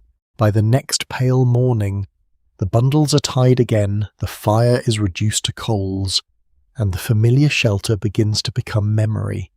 You watch as someone covers the hearth with ash, preserving a little heat as long as possible. Another person checks the sky. A third tightens a strip of hide around their foot. The camp is not abandoned dramatically. It is simply left, as so many camps have been left before, with footprints, charcoal, stone chips, and the faint smell of smoke sinking into cold earth. You walk with them. This part of the journey is about distance, not distance as measured on a map, because no map lies open under anyone's hand, but distance held in bodies, stories, coastlines, rivers, stars, and remembered hills. Around 50,000 years ago, modern humans were spreading into new regions beyond Africa, moving through parts of the Middle East, Asia, Australia, and eventually deeper into Europe. The timing and routes are still being refined as new fossils. Tools and genetic evidence appear, but the broader pattern is clear. Humans were becoming great travellers, not because they loved sightseeing, though who knows, a nice valley is a nice valley, but because survival itself required movement. The land ahead is open and cold, grass brushes your knees, low shrubs cling to the slopes, patches of snow remain in shaded hollows, blue in the morning light. The group follows a shallow river, using it like a guide through the valley. Water draws animals, water cuts paths through stone, water remembers the easiest way downhill, which is more than can be said for some modern navigation apps. The river is not only a source of drinking water, it is a route. Many ancient migrations likely followed rivers, coastlines, lake edges, and familiar ecological corridors. Moving through unknown land is easier when food, water, and landmarks repeat in useful patterns. A river can offer fish, reeds, animal tracks, clay, stones, sheltering banks, and direction. It can also flood, freeze, trap, and mislead. Like most helpful things in history, it comes with conditions. You hear the water under thin ice. A soft rattling whisper. Stones click beneath your feet. Someone ahead gestures toward a bend where animal tracks crowd the mud. The group slows, studies, then moves on. They are not hunting now, they are travelling. One fascinating clue about long-distance movement comes from materials found far from their sources. Stone, shells, pigments, and ornaments sometimes appear many miles from where they originated. This can mean people travelled long distances themselves, or the objects moved through exchange between groups. Either way, even before cities and roads, landscapes were connected. A shell could leave the coast and end up near an inland fire. A fine stone blade could carry the memory of a distant quarry. Objects travelled like small, quiet messages. As the day lengthens, the valley widens, the air grows drier. Dust rises around the group's feet and clings to damp hides. The smell changes too, less pine, more open grass, sun-warmed stone, and the animal scent of old dung scattered along the path. A bird circles overhead. Farther away, something large moves behind a ridge, visible only as a dark shifting shape. The people continue at a measured pace. Children tire first, then recover suddenly, then tire again. In the mysterious rhythm of children everywhere, one is carried for a while, another complains softly until given a small task. A bundle of light sticks to carry, which transforms suffering into importance. This is excellent management. Honestly, any offices could learn from it. You walk beside an adult who carries a pouch of tools, bits of stone wrapped in hide, a scraper, perhaps a point, perhaps pieces saved for later. These objects are heavy enough to matter, but too valuable to leave behind. Movement always involves decisions. What can be carried? What must be made later? What food is worth its weight? Which child is too tired? Which elder needs help? Which route is safer but longer? Every journey is a negotiation between need and strength. Ideas travel with the bodies too.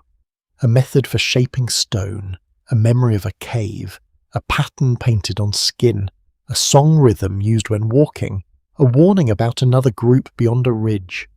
None of these can be dug from the ground easily, yet they may matter as much as tools. Culture moves on feet. The question of how humans reached far regions, including Sahul, the ancient combined landmass of Australia and New Guinea, is still carefully examined. People were in Australia by at least around 50,000 years ago, possibly earlier, which means some groups crossed water gaps in Southeast Asia. The exact routes, boats or rafts used, and timing remained debated because sea levels were lower during Ice Age periods, and many coastal sites are now underwater. But the implication is remarkable. Some humans were not only walking into new lands, they were crossing water deliberately enough to found new lives on the other side. You pause with the group at a high place near sunset. The river bends below like a dark ribbon. The sky is streaked with pale gold and violet. Wind moves over the ridge and pulls at loose hair, at fur edges, at the smoke smell trapped in clothing. For a moment, everyone looks outward. Perhaps they are choosing a route. Perhaps they are remembering one. Perhaps they are simply resting because legs, unlike historical narratives, have limits. Below, you can see possible futures, a line of trees along water, a gap between hills, a flat place where animals might graze, darker rise that may hold stone for tools. No one calls it exploration. It is just the next place to go. The group descends before night fully arrives. They find a sheltered hollow near the riverbank where dry branches have caught among stones. Soon the first scraping of fire-making begins. Breath, tinder, a coal if they carried one safely, a spark if luck and skill allow. The evening gathers around them as it has gathered around so many camps before. You sit near the new flame and feel the day's distance in your feet. The river sounds different here, deeper and slower. The cold rises from the ground, Someone unwraps dried food. Someone checks a child's foot for a sore place. Someone points back toward the ridge, tracing the route in the air. Humans changed on journeys like this. Each new valley asked for attention. Each river taught a path, each coastline, desert edge, forest, and plain forced people to adapt what they knew.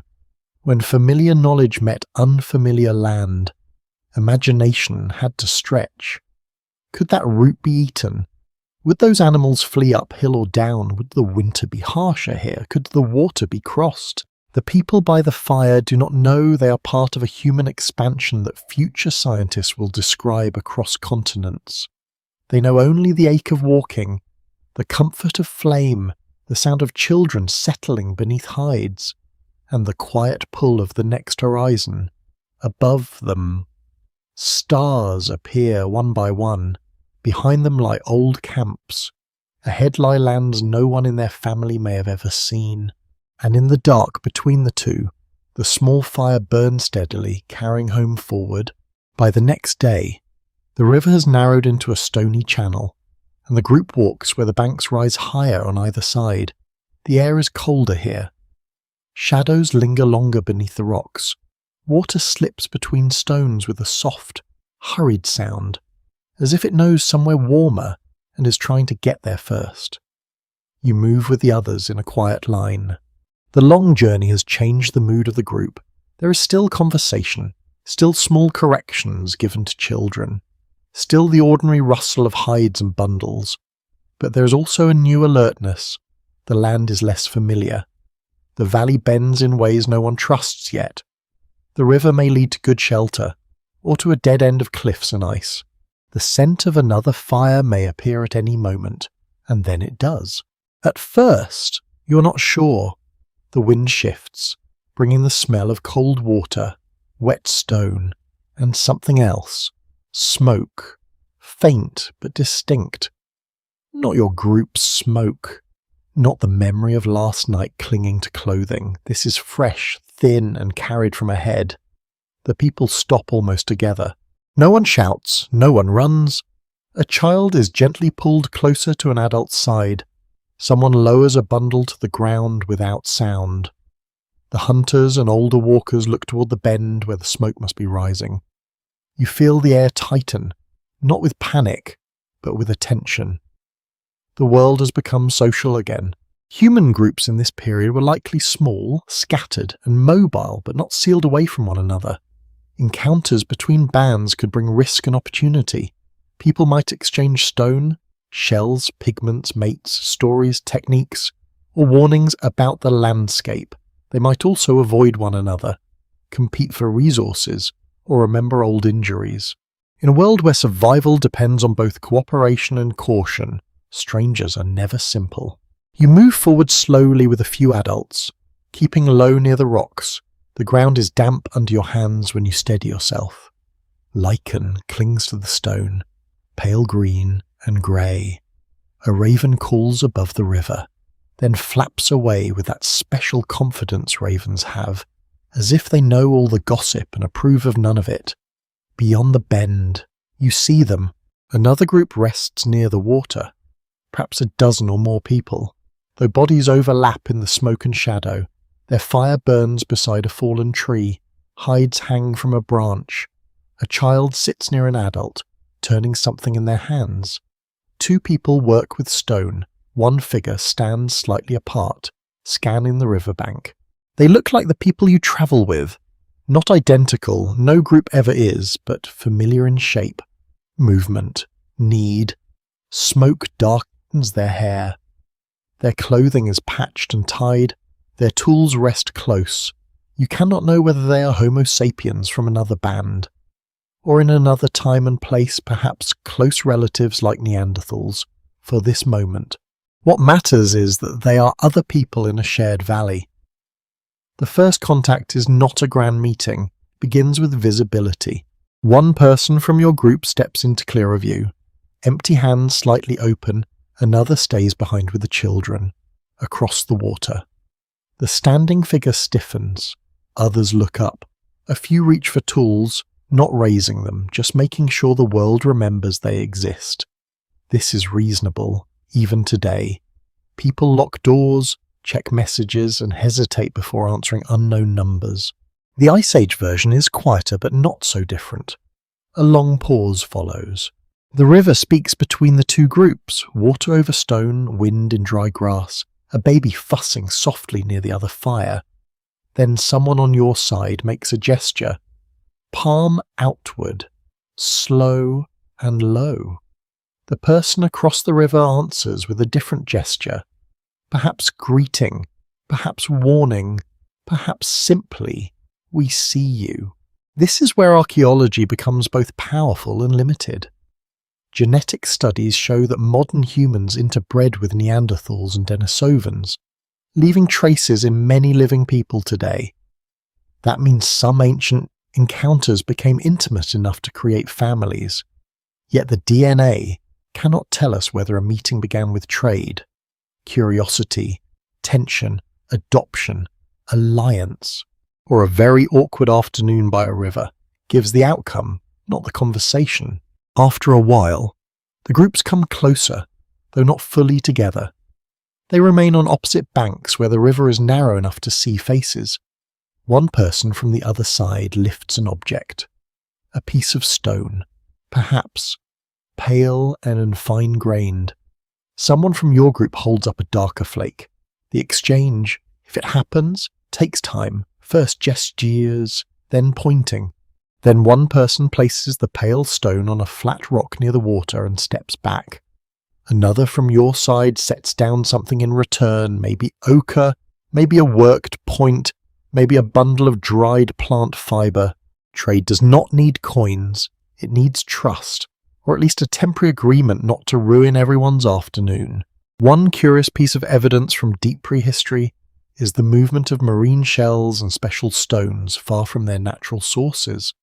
Sometimes such objects travelled through many hands rather than with one person across the whole distance.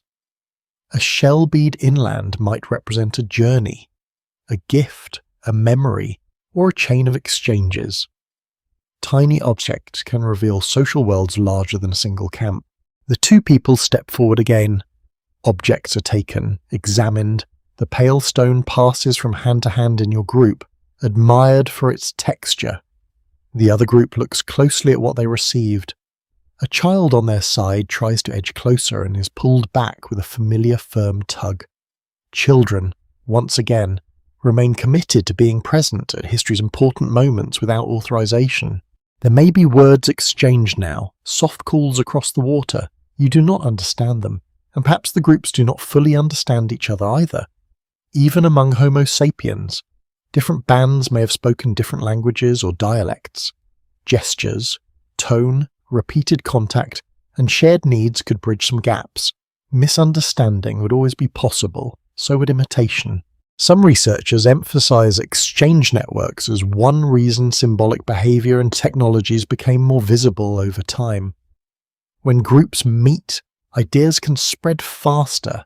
A new tool shape, a pigment practice, a way to sew hide, a song pattern, a story about a route. Others caution that many similarities in the archaeological record can also arise independently, because different people may solve similar problems in similar ways.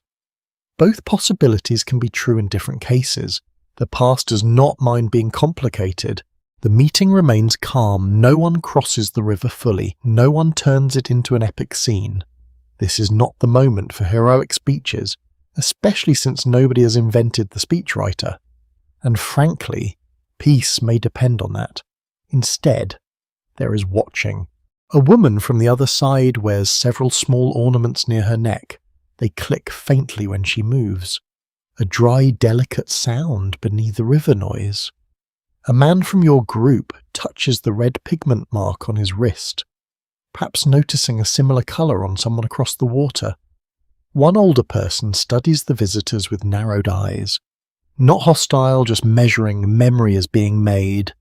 Soon the other group begins gathering their things. Perhaps they were leaving anyway. Perhaps they prefer distance. Perhaps this valley cannot comfortably hold both groups for long. Their fire is stirred, then partly covered. A child is lifted. A bundle is shouldered. Before they go, one figure raises a hand, not quite a wave as you know it, but close enough that your modern heart recognizes the shape. Your group watches them move away along the opposite bank until brush and stone hide them. Only then does sound return fully. People speak at once, softly but with energy. The pale stone is examined again. Someone gestures the shape of the other group's ornaments. A child imitates the raised hand and is gently corrected, or perhaps encouraged. The encounter is already becoming a story. You sit on a damp rock near the river and let the moment settle. Humans changed forever, not only by inventing in isolation, but by meeting. Every stranger carried a possible future. New blood, new tools, new warnings, new songs, new dangers, new ways of seeing the same animal track in the mud. The river keeps moving between the banks, shining in the late light. On one side, your group gathers its bundles, on the other, smoke thins into the distance, and between them, something invisible is crossed. The pale stone from the river meeting travels with the group for the rest of the day. It sits wrapped in hide inside a small pouch, carried close to the body, protected from knocks and weather. It is only stone, and yet it is not only stone anymore. It has crossed from one group to another. It has passed through a careful silence between strangers. It has become a reminder that the world is wider than one fire. As the group walks away from the river, the valley begins to open again, the banks lower, the water spreads into shallow channels, flashing where sunlight touches it. The ground is damp and dark near the stream, then dry and pale higher up. Every step releases different smells: mud, crushed grass, cold stone, old leaves, and the smoke still trapped in clothing. A child walks beside an adult, holding a tiny bead or pebble in one hand, closing fingers around it, opening them, closing them again. You begin to notice objects differently now. A tooth on a cord, a smear of red pigment on a wrist, a shell hanging near someone's throat, far from the sea that made it. The small marks cut into a piece of bone, the way certain tools are shaped not only to work, but to match a style learned from others. These things seem modest beside the vast Ice Age land, but they carry meaning across space. They allow one person to say something without speaking. I belong, I remember, I have been there. I received this, I know how this is done. This section of the journey is about symbols, those quiet human inventions that let one thing stand for another. A mark can mean a number, a place, a person, an animal, a group, a warning, or a promise. A bead can be decoration, yes, but decoration itself is never as simple as it sounds. Clothing and ornaments can signal identity, beauty, maturity, kinship, status, skill, or a story known only to those who share it. Long before writing, humans were already making objects speak.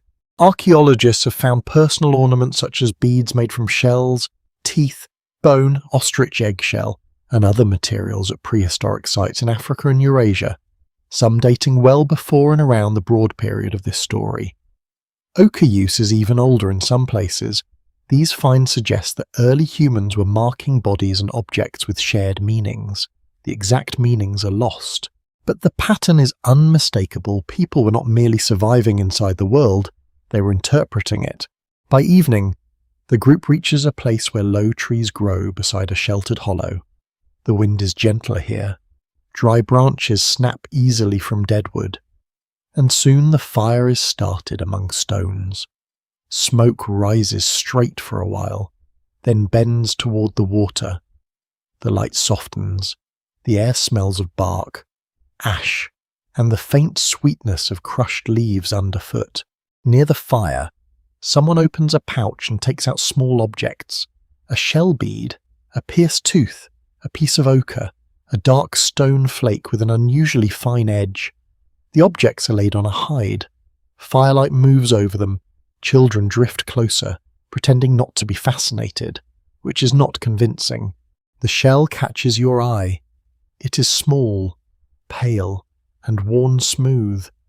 There is a hole through it, perhaps natural, perhaps made by human hands. It does not belong to this inland valley. It speaks of water larger than the river, of waves or beaches or distant exchange.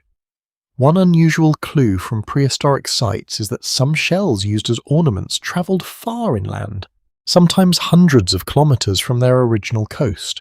They may have moved through direct travel or through hand-to-hand exchange.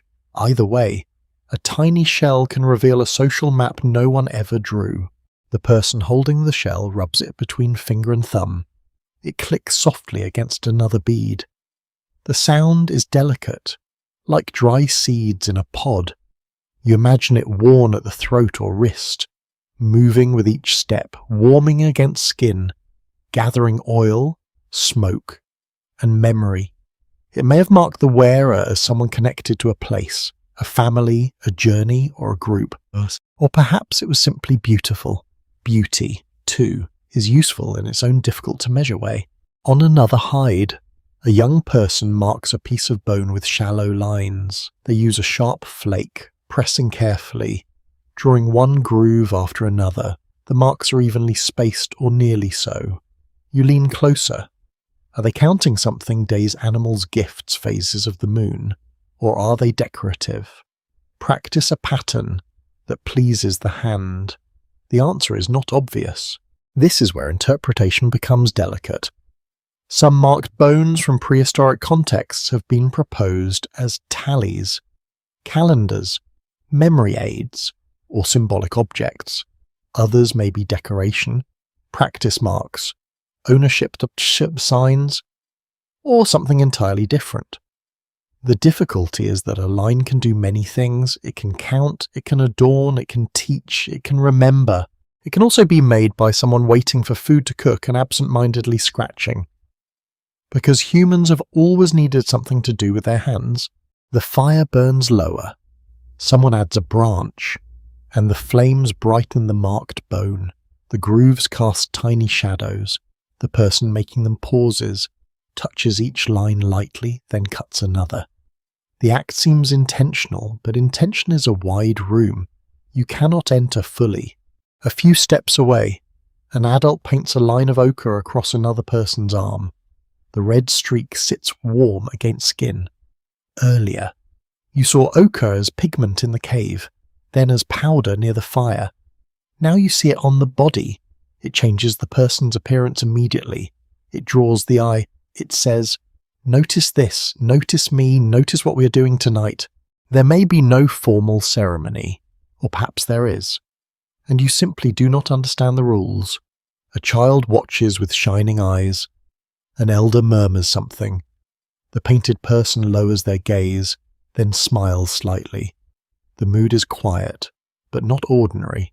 Some experts argue that symbolic objects became more common because growing populations and wider social networks made identity markers more important.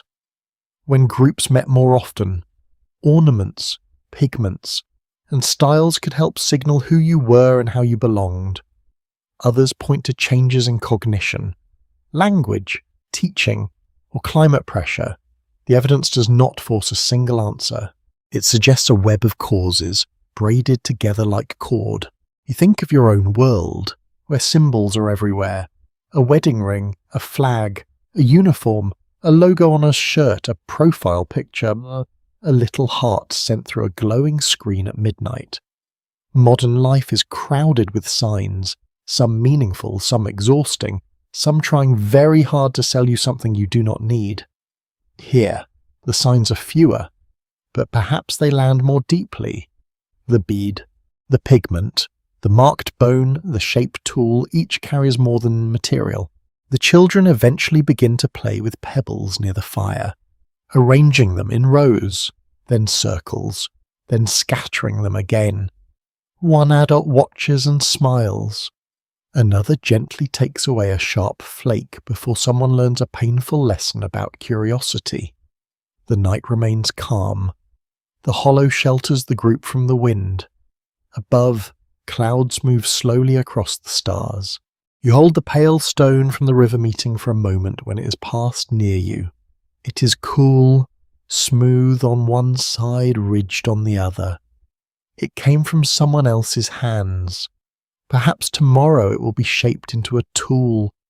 Perhaps it will remain as a memory. Perhaps its origin will be told by the fire until the story changes, softens, and becomes part of the group's shared past. This is another way humans change without knowing it. They learn to make the invisible visible. Belonging became a bead. Memory became a mark. Distance became a shell. Identity became colour on skin. Thought stepped outside the body and rested in objects that could be carried, traded, touched, and passed to children. The fire settles into coals. The ornaments are gathered and put away. The marked bone remains near its maker, wrapped carefully in hide around you. The camp grows quiet. But the objects keep speaking in the dark. The night after the marked bone is quieter than the nights before it. Or perhaps you're simply listening differently now. The fire in the hollow burns with a low amber light. Smoke gathers under the branches, then slips away into the cold. The little objects have been wrapped and put aside. The pale stone from the river meeting rests near the tool bundle. The shell bead no longer clicks in someone's hand, but you still seem to hear it, faintly, like a memory with edges. Around the camp, people settle after the day's walking. Hides are pulled around shoulders. A child leans against an adult's side, not quite asleep, staring at the coals with the intense seriousness of someone who has discovered fire and intends to supervise it. An elder shifts slowly on a folded skin. The air smells of ash, dry leaves, animal fat, damp earth, and the soft musk of tired bodies. Then you hear tapping. At first, it might be only wood settling in the fire. But no, the sound comes again, regular and deliberate. Tap, pause, tap, tap. A young person near the edge of the fire holds two pieces of bone or wood and strikes them together softly. Another person answers by tapping a stone against a hollow branch. The rhythm is simple. It does not demand attention. It invites it. Before long, a low hum rises from someone beside the fire. Oh, you cannot know the song. If song is the right word, there is no melody written down, no title, no proud composer waiting to be credited. Yet the sound has shape. It rises, falls, repeats, second voice joins, then leaves. The tapping continues, slow enough to breathe with.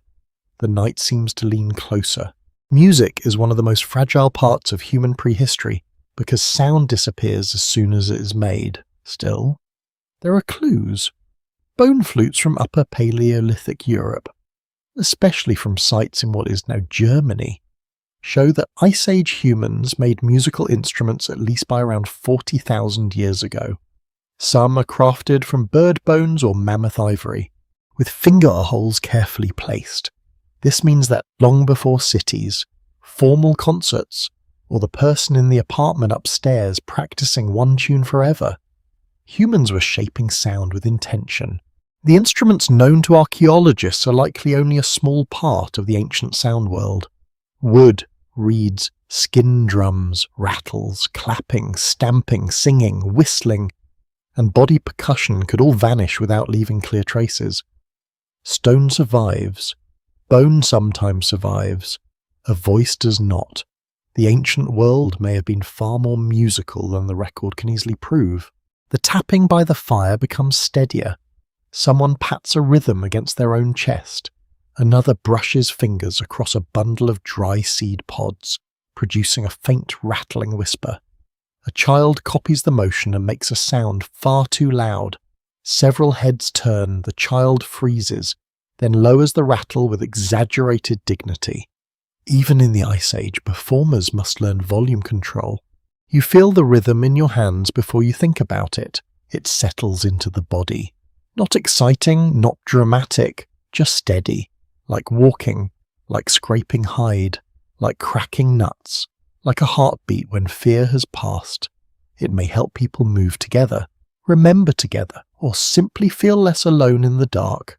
The firelight flickers across faces, eyes close, shoulders loosen. The hum becomes slightly richer, a woven sound without clear edges. Perhaps the group is remembering a route. Perhaps they are soothing a child. Perhaps someone is mourning, celebrating, teaching, flirting, healing, or making the long night more bearable. Music can do many things at once, which is probably why humans keep it around despite all the questionable playlists we have created along the way. One unusual detail about ancient flutes is the choice of material. Bird bones are naturally hollow, which makes them useful for wind instruments. While mammoth ivory requires extraordinary work to split, hollow, shape, and join. A flute made from ivory is not casual.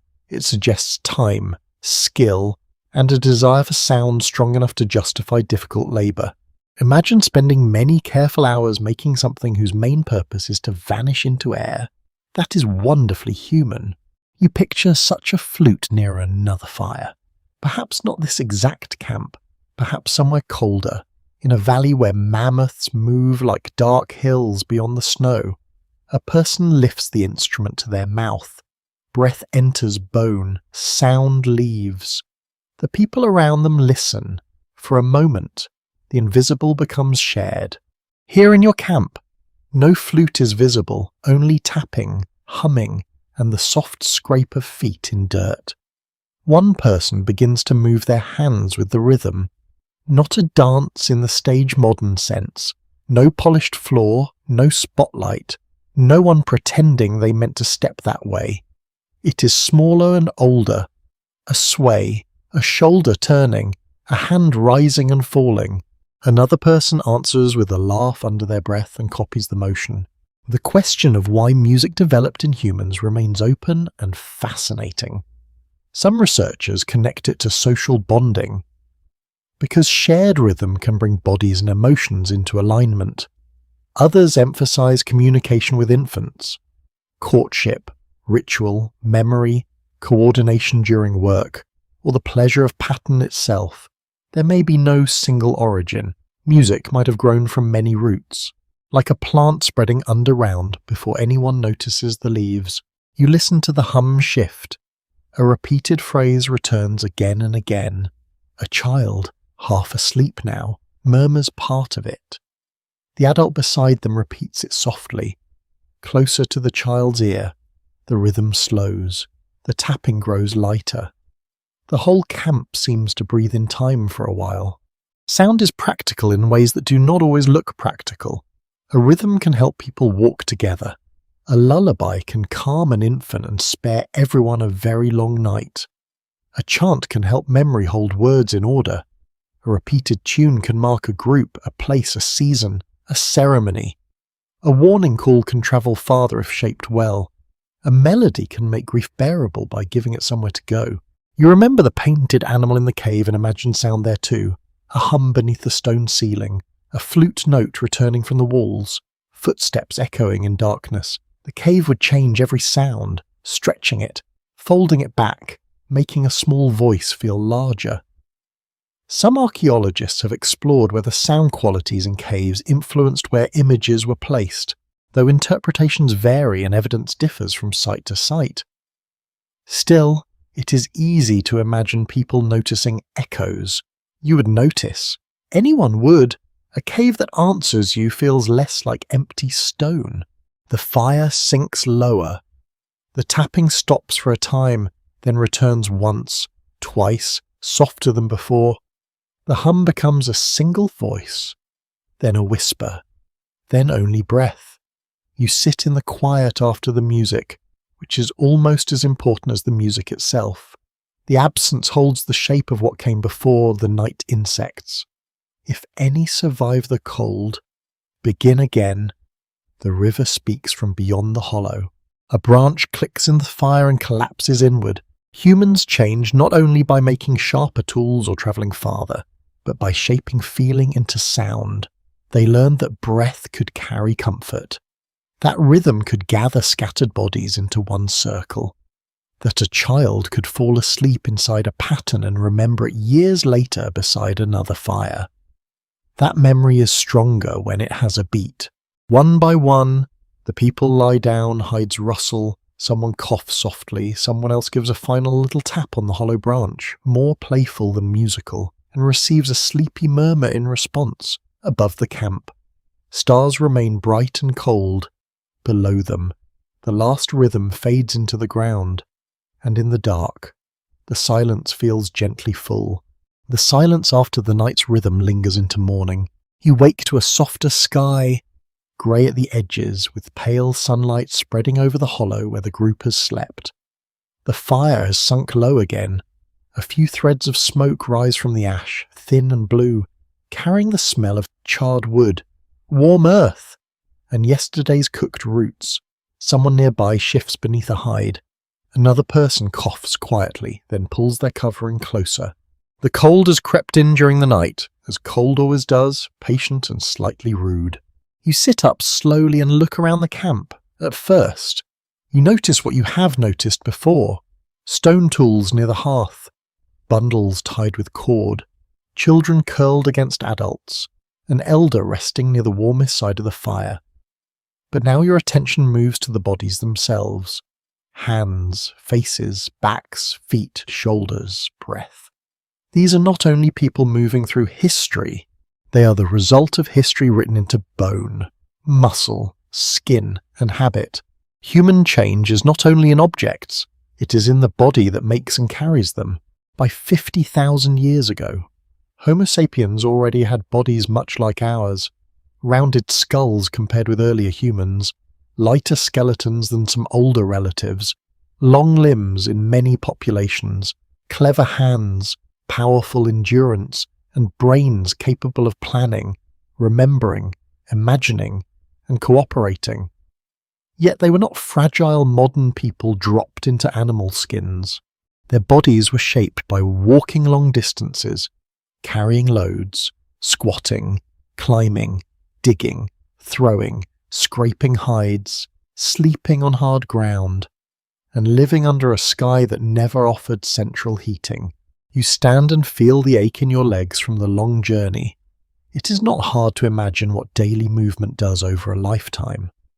Feet toughen, hips strengthen, hands become scarred and precise, backs learn the weight of bundles and children, shoulders remember spear shafts, hides, wood, and water. Even rest is physical here. You sleep on earth, stone, branches, hides, and whatever the camp can provide. Your pillow, if you are lucky, is not actively uncomfortable, a luxury. Honestly, near the stream, a young adult washes their hands in icy water. Their fingers are broad, nails worn short, knuckles roughened. They flex one hand, then return to shaping a wooden shaft. The thumb presses firmly against the wood, guiding a stone flake along the surface. Human hands are remarkable instruments. The opposable thumb, sensitive fingertips, and fine motor control make tool-making, sewing, carrying, tying, grinding pigment, and touching another person's shoulder possible. A hand can kill, yes, but also mend, feed, paint, soothe, and make a flute from bone. The hand is a small history of everything humans become. One less obvious clue about ancient bodies comes from teeth. Many prehistoric people used their teeth as tools, gripping hides, fibers, sinew, or other materials while working. Wear patterns on teeth can sometimes reveal repeated behaviours, almost like occupational marks. It is a little humbling to think of teeth as a third hand, though modern dentists would probably prefer we not revive the tradition while opening packages. You watch a woman pull a strip of hide taut between her teeth in one hand while cutting it with a flake held in the other. The motion is quick and practiced. Her jaw holds steady, her eyes narrow. The strip comes away cleanly. No one comments. It is just another little miracle disguised as ordinary work. The children nearby imitate adult postures. One squats beside a stone and pretends to scrape hide. Another tries to balance a bundle across their shoulders and immediately regrets the ambition. Their bodies are learning before they are strong enough to succeed. Play becomes posture. Posture becomes skill. Skill becomes survival. The human body at this time is also a body of endurance. The group can walk for hours, not in the sporty modern way, with breathable clothing and a bottle designed by someone who really believes in hydration branding. But because movement is life, tracking animals, gathering plants, visiting stone sources, returning to seasonal camps, avoiding danger, and following rivers all require stamina. Humans are not the fastest animals. Many creatures can outrun us in a burst, but humans are excellent long-distance movers. Helped by upright walking, efficient sweating, and social cooperation, some researchers have suggested that endurance running or long-distance walking played a role in human evolution, especially in hunting and scavenging strategies. Others caution that different environments demanded different abilities, and that endurance is only one part of a much wider story. The body is not a single-purpose machine.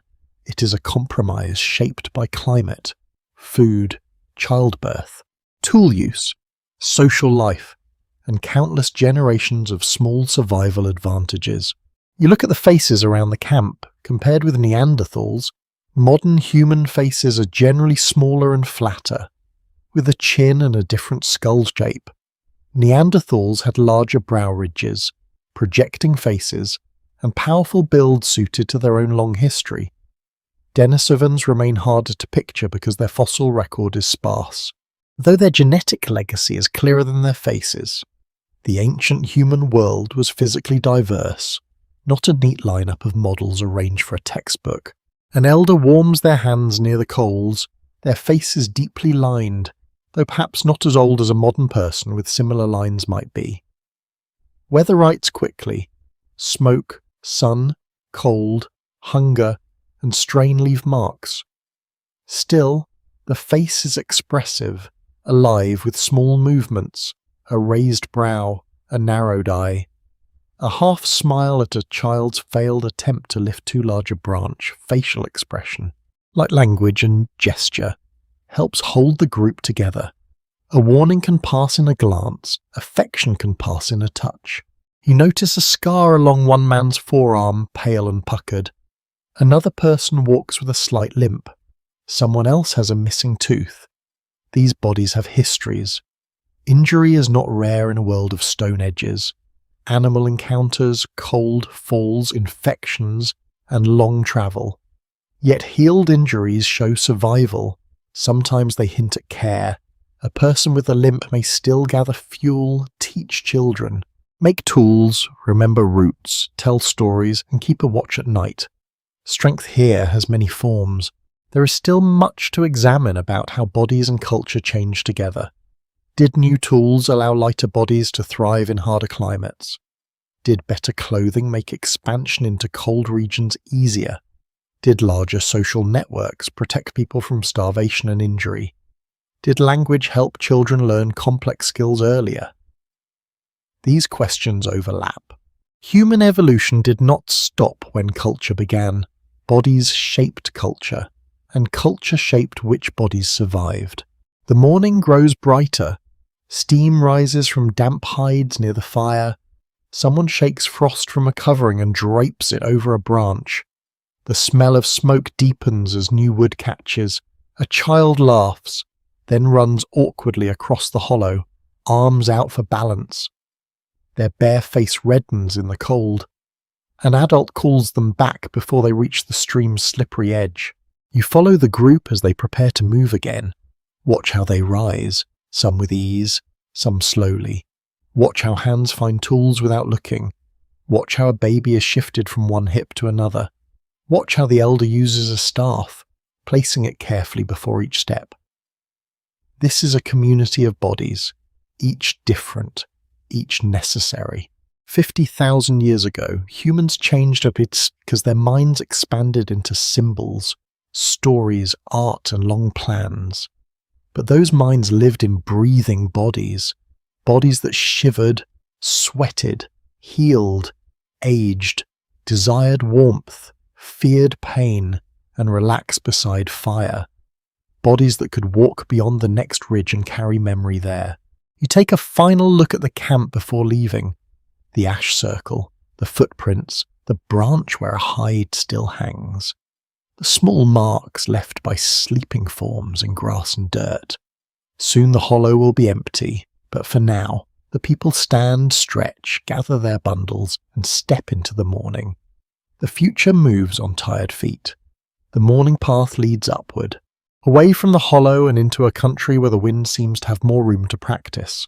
You walk beside the group as the ground rises in long, pale folds. Grass bends low under the steady push of air. Shrubs grow twisted close to the earth, as if they have learned humility from many winters.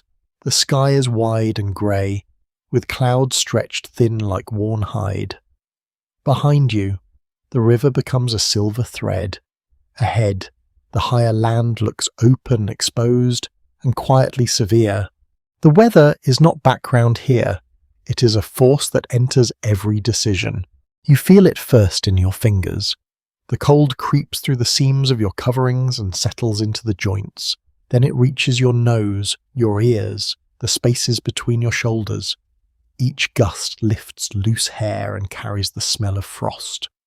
Dry grass, distant snow, and smoke trapped in clothing. Someone pulls a hide tighter around a child. Another person pauses to adjust a bundle so both hands can be freed quickly if needed. The elder lowers their head against the wind and keeps walking. During the Ice Age, climate was not one simple, endless winter. It shifted over time and varied by region.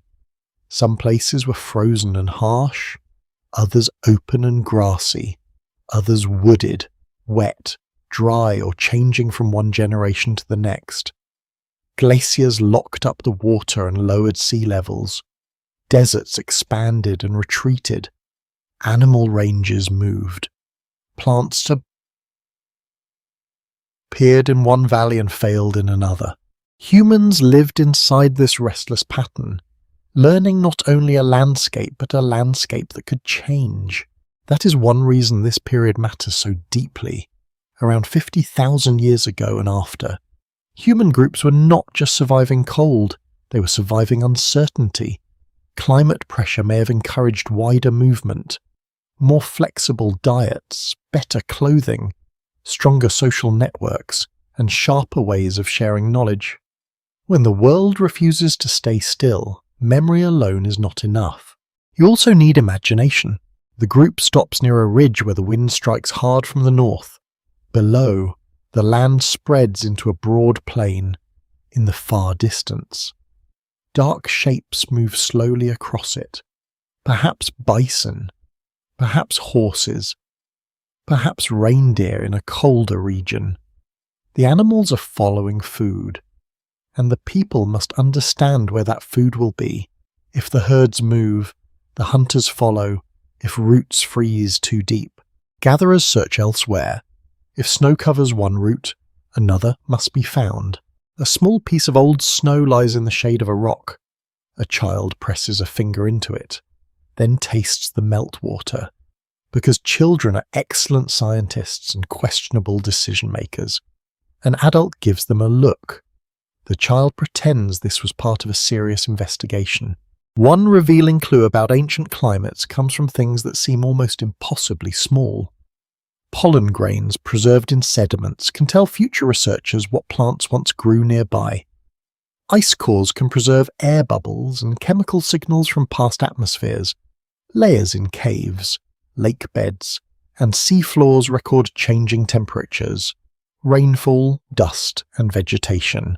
The ancient weather, which feels invisible as it passes over your face, leaves traces in mud, ice, and stone.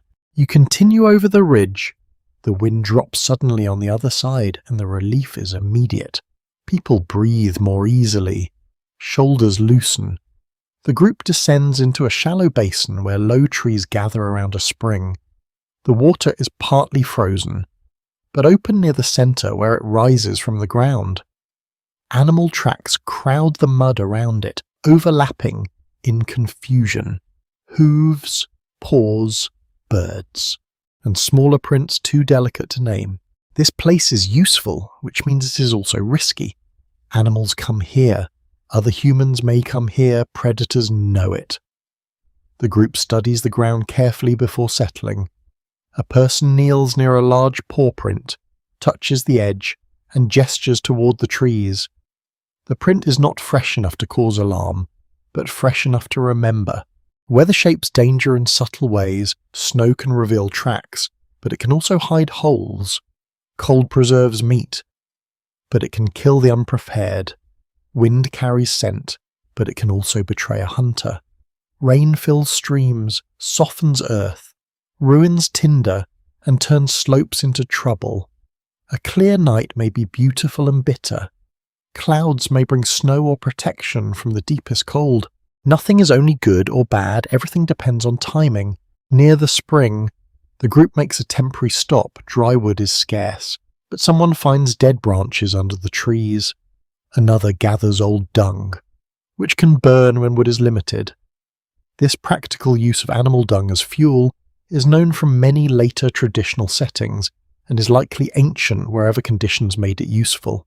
It is not glamorous. It does not belong in a romantic painting of prehistory, unless the painter is unusually honest.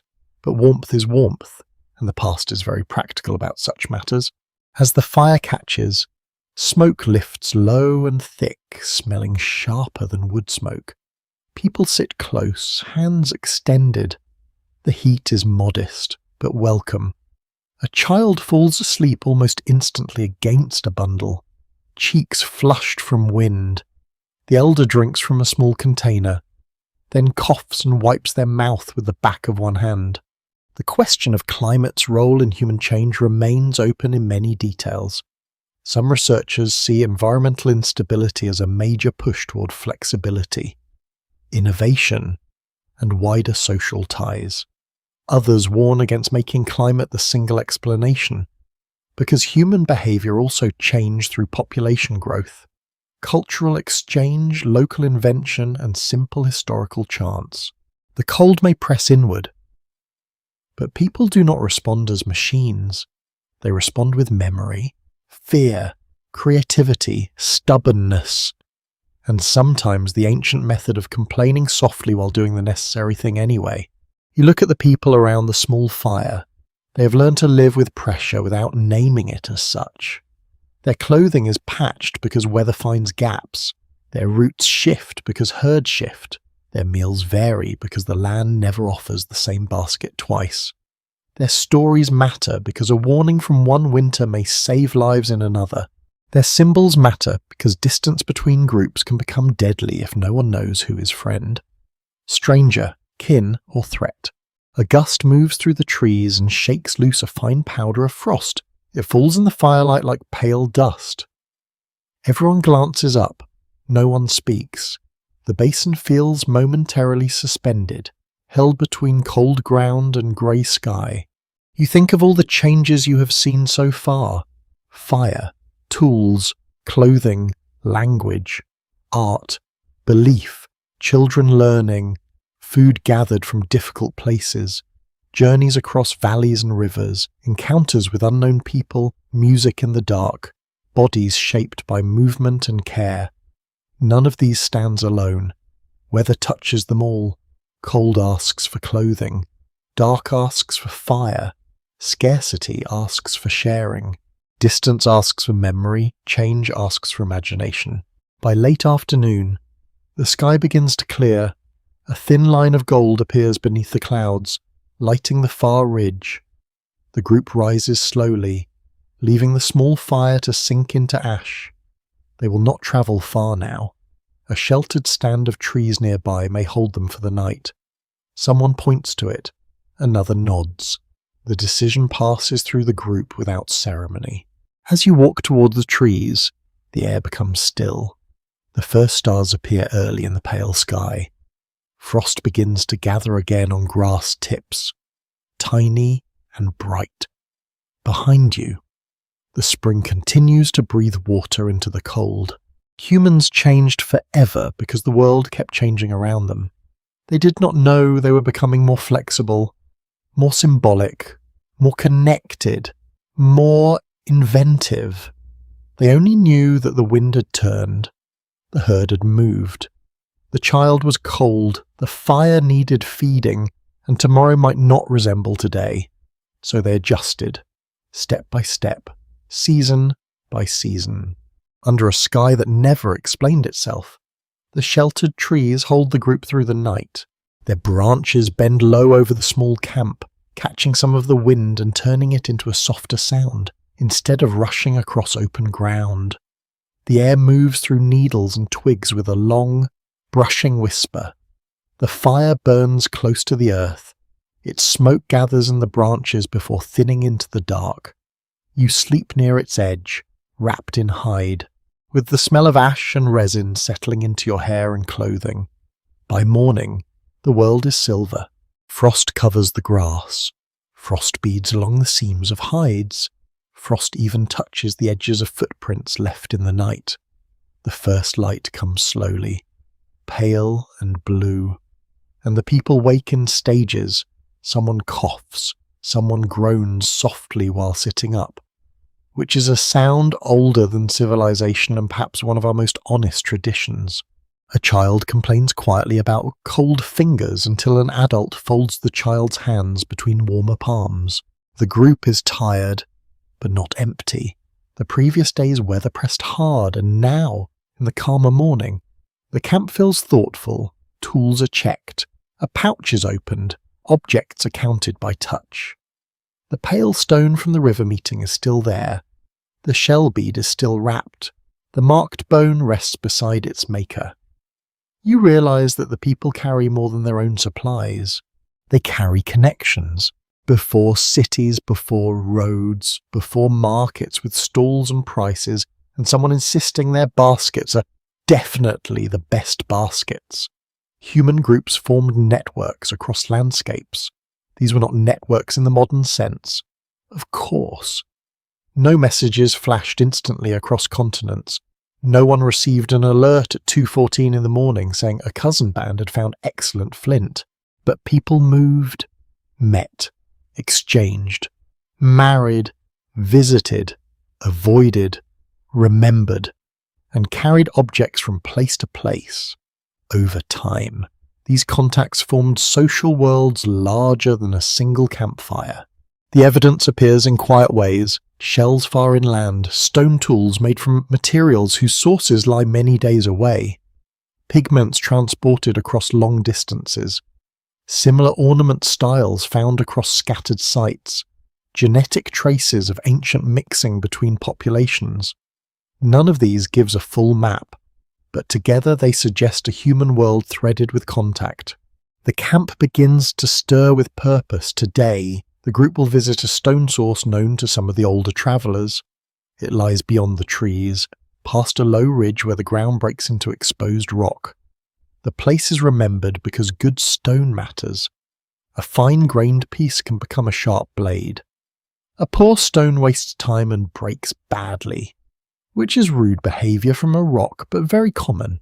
You walk with them as the sun rises. The frost melts where light touches it, leaving wet grass that brushes against your legs. The air smells of pine resin, thawing earth, and old smoke. Birds move between branches, making small clicking calls. A child walks near the toolmaker, asking something again and again. The toolmaker answers the first time, then gestures the rest, which suggests that patience may also have limits in the Paleolithic. After a while, the trees thin and the ridge appears. It is not dramatic, just a broken line of stone where the earth has opened. But the adults approach it with clear interest. They know what to look for. They test fragments by touch and sound. One person strikes a piece lightly and listens. Another breaks off a nodule and examines the surface. The stone is dark, smooth in places, with a fine texture that promises clean flakes. Here, the group collects carefully. They do not take everything. They choose pieces worth carrying. Weight matters. A stone that looks useful at the source may become an irritating burden after several miles. And ancient people were probably very familiar with the emotional journey from "this might be useful" to "why am I carrying this?" Some modern closets contain similar archaeology. One small but revealing detail is that archaeologists can sometimes trace stone tools back to their geological sources by comparing mineral composition, colour, texture, or chemical signatures. They can estimate how far raw materials travelled, In some prehistoric contexts, stone moved tens or even hundreds of kilometers. That movement may reflect direct travel, seasonal rounds, or exchange between groups. A blade in one camp can quietly point back to a mountain, riverbed, or cliff far away. The toolmaker selects a dark core and turns it in the light. You recognize the same careful seeing from earlier sections of your journey. Angle, ridge, weight, future edge. The pale stone from the river meeting is brought out and compared with local pieces. Several people touch it. Its difference matters, not only because it may be useful, but because it came from others. It is a material and a memory at once. Near the ridge, the group finds old signs of previous visits. Stone flakes scattered in the soil, a dark patch where fire may once have burned, a broken tool left behind. Perhaps this group has been here before, perhaps another group came weeks, months, or years earlier. The place itself becomes a meeting point across time. People may never see one another here, yet their traces overlap. This is one of the quiet foundations of larger social life. Certain places draw people repeatedly. A spring, a cave, a crossing, a shell beach, a stone source, a hunting pass. Even without permanent villages, the landscape contains nodes of return at such places. People may meet directly, or they may encounter signs of one another's footprints. Ash, tool flakes, abandoned objects, altered paths. Awareness grows, the world gains neighbours even when no one is visible.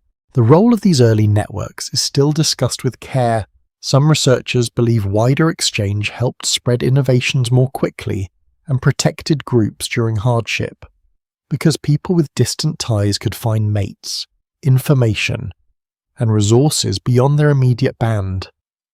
Others point out that the archaeological record is uneven, and not every long-distance object proves a large organised exchange system. Sometimes people simply travel far, sometimes objects change hands many times, sometimes we cannot tell which story happened. The uncertainty is not disappointing, it is the texture of deep time. By midday, the group sits near the ridge to rest. The stone collected so far is wrapped in hide. Someone shares dried meat. Someone else chews a root with the expression of a person being practical rather than delighted. The wind has softened. Sunlight warms the rocks enough that you can feel it through your palms when you sit. It smells faintly mineral, dusty and clean.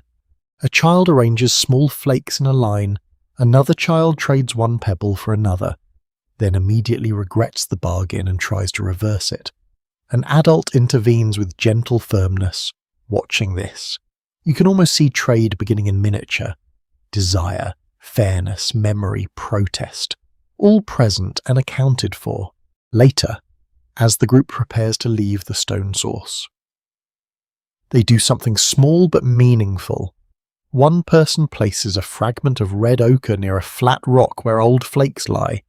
It may be a marker, it may be an offering, it may be a practical stash for later.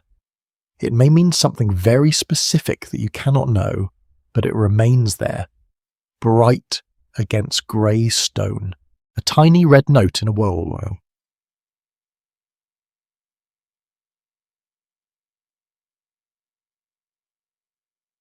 The walk back toward the trees is slower because the bundles are heavier. The new stone knocks softly against other tools. The shell bead clicks once beneath someone's hide. The marked bone stays close to its maker. The group is tired, but the mood feels steady. They have gathered material, but also renewed a connection to place. As evening returns, you see smoke far away beyond the ridge. It may belong to the group from the river. It may belong to others. No one changes direction toward it, but several people notice. The smoke becomes part of the evening's talk. A column in the distance, a possible meeting, a possible warning, a reminder that human life extends beyond the reach of this fire. Back beneath the trees, the camp is remade, wood is gathered. New stone is set aside, hides are spread, a child falls asleep before eating, then wakes offended when food is not already in their hand. The fire glows against the trunks, turning bark red and gold. You sit with the group and imagine the network stretching outward. Not lines on a map, but paths made of walking feet, remembered springs, exchanged shells, shared songs, distant cousins, borrowed tool shapes, and stories about valleys where the herds return. Civilization is still far away. There are no roads, no caravans, no written contracts, no market squares.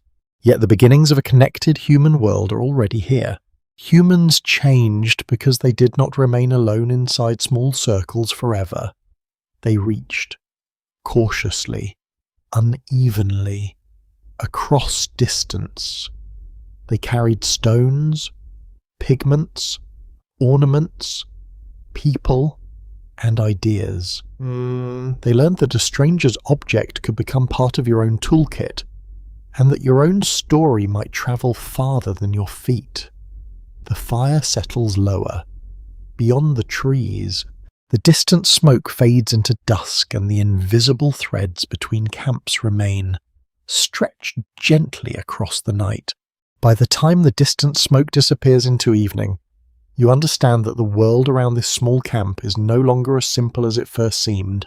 At the beginning of your journey, you stood beside a shelter in the cold and saw only a fire, a few hides, stone tools, animal tracks, and people trying to survive until morning.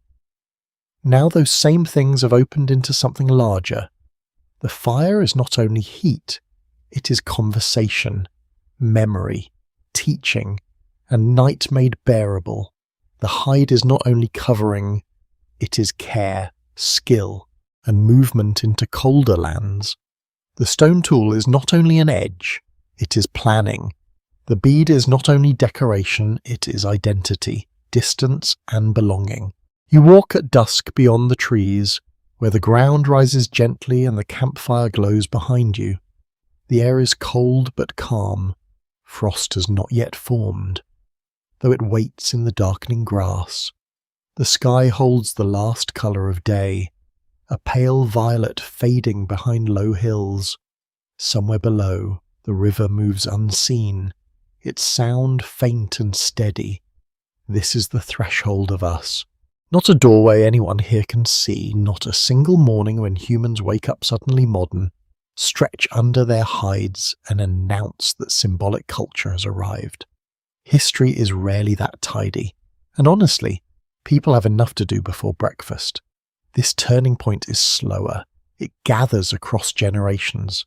It appears in habits repeated so often they become normal. More careful tools, wider journeys, richer communication, ornaments, pigments, music, shared teaching, meetings between groups, stories that hold places in memory. What makes this period feel so powerful is not that humans became intelligent all at once. Their ancestors were already capable, skilled, and social. Neanderthals, Denisovans, and earlier Homo sapiens were not empty shadows. They used tools, fire, shelters, strategies, and care. But around this broad span of time, the traces of symbolic and cultural behaviour become more visible in many regions. It is as if human thought begins leaving more footprints outside the body. You kneel near the grass and touch the cold earth. It is rough under your fingers, full of root fibres and grit. A faint smell rises from it, damp and mineral. Behind you, the camp murmurs. Someone laughs softly. Someone taps stone against stone. A child speaks in a sleepy voice and receives a quiet answer. One of the strangest things about this human threshold is that no single object proves it on its own. A bead can be symbolic, but perhaps it is also beautiful. A painted animal may be ritual, memory, teaching, or art. A burial may show belief, grief, hygiene, or social care. A marked bone may count, decorate, or hold a story. The meaning lies not only in the object, but in the repeated patterns around it. Future archaeologists will call some of this behavioural modernity. Though the phrase can sound colder than the campfire deserves, it refers to things like symbolic thought, complex language, advanced tools, long-distance exchange, art, ornamentation, and flexible social behaviour. Yet the phrase itself is debated. Some specialists think the evidence points to a relatively rapid cultural shift in certain regions. Others argue for a gradual mosaic, with different abilities appearing earlier, later, or in different combinations across Africa, Eurasia, and beyond. The story is less like a switch being flipped and more like many small flames catching in different places. You look back at the camp. The people are not concerned with categories. A woman adjusts a child's covering. A toolmaker examines a new core from the ridge. An elder warms stiff hands. Someone brings out the shell bead and holds it near the firelight. Perhaps to repair its cord.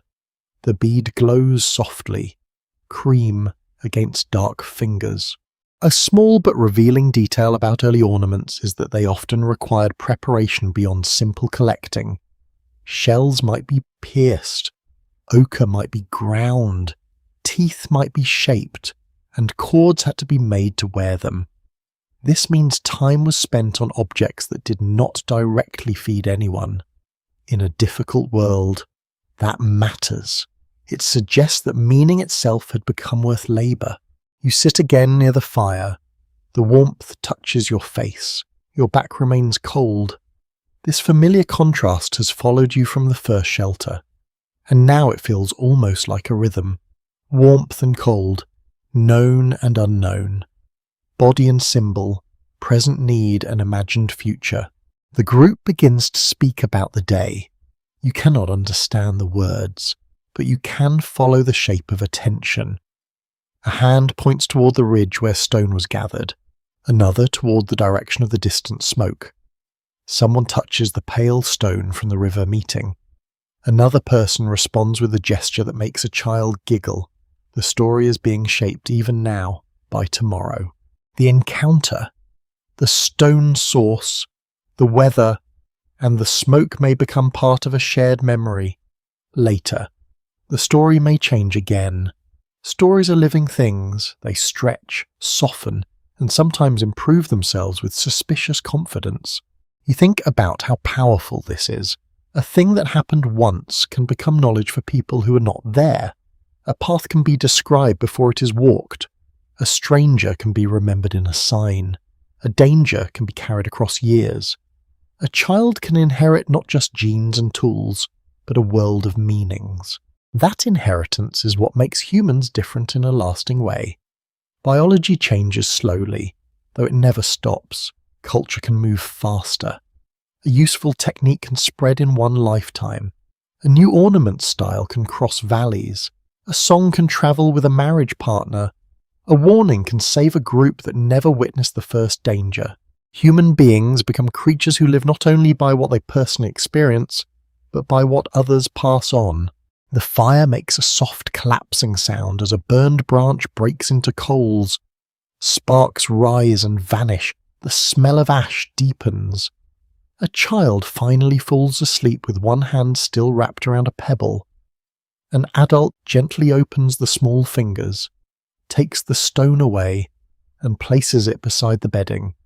The gesture is careful, almost ceremonial in its tenderness, though perhaps it is only practical. Again, the past refuses a single meaning. Outside the fire circle, the dark gathers fully. You can no longer see the ridge, but you remember it.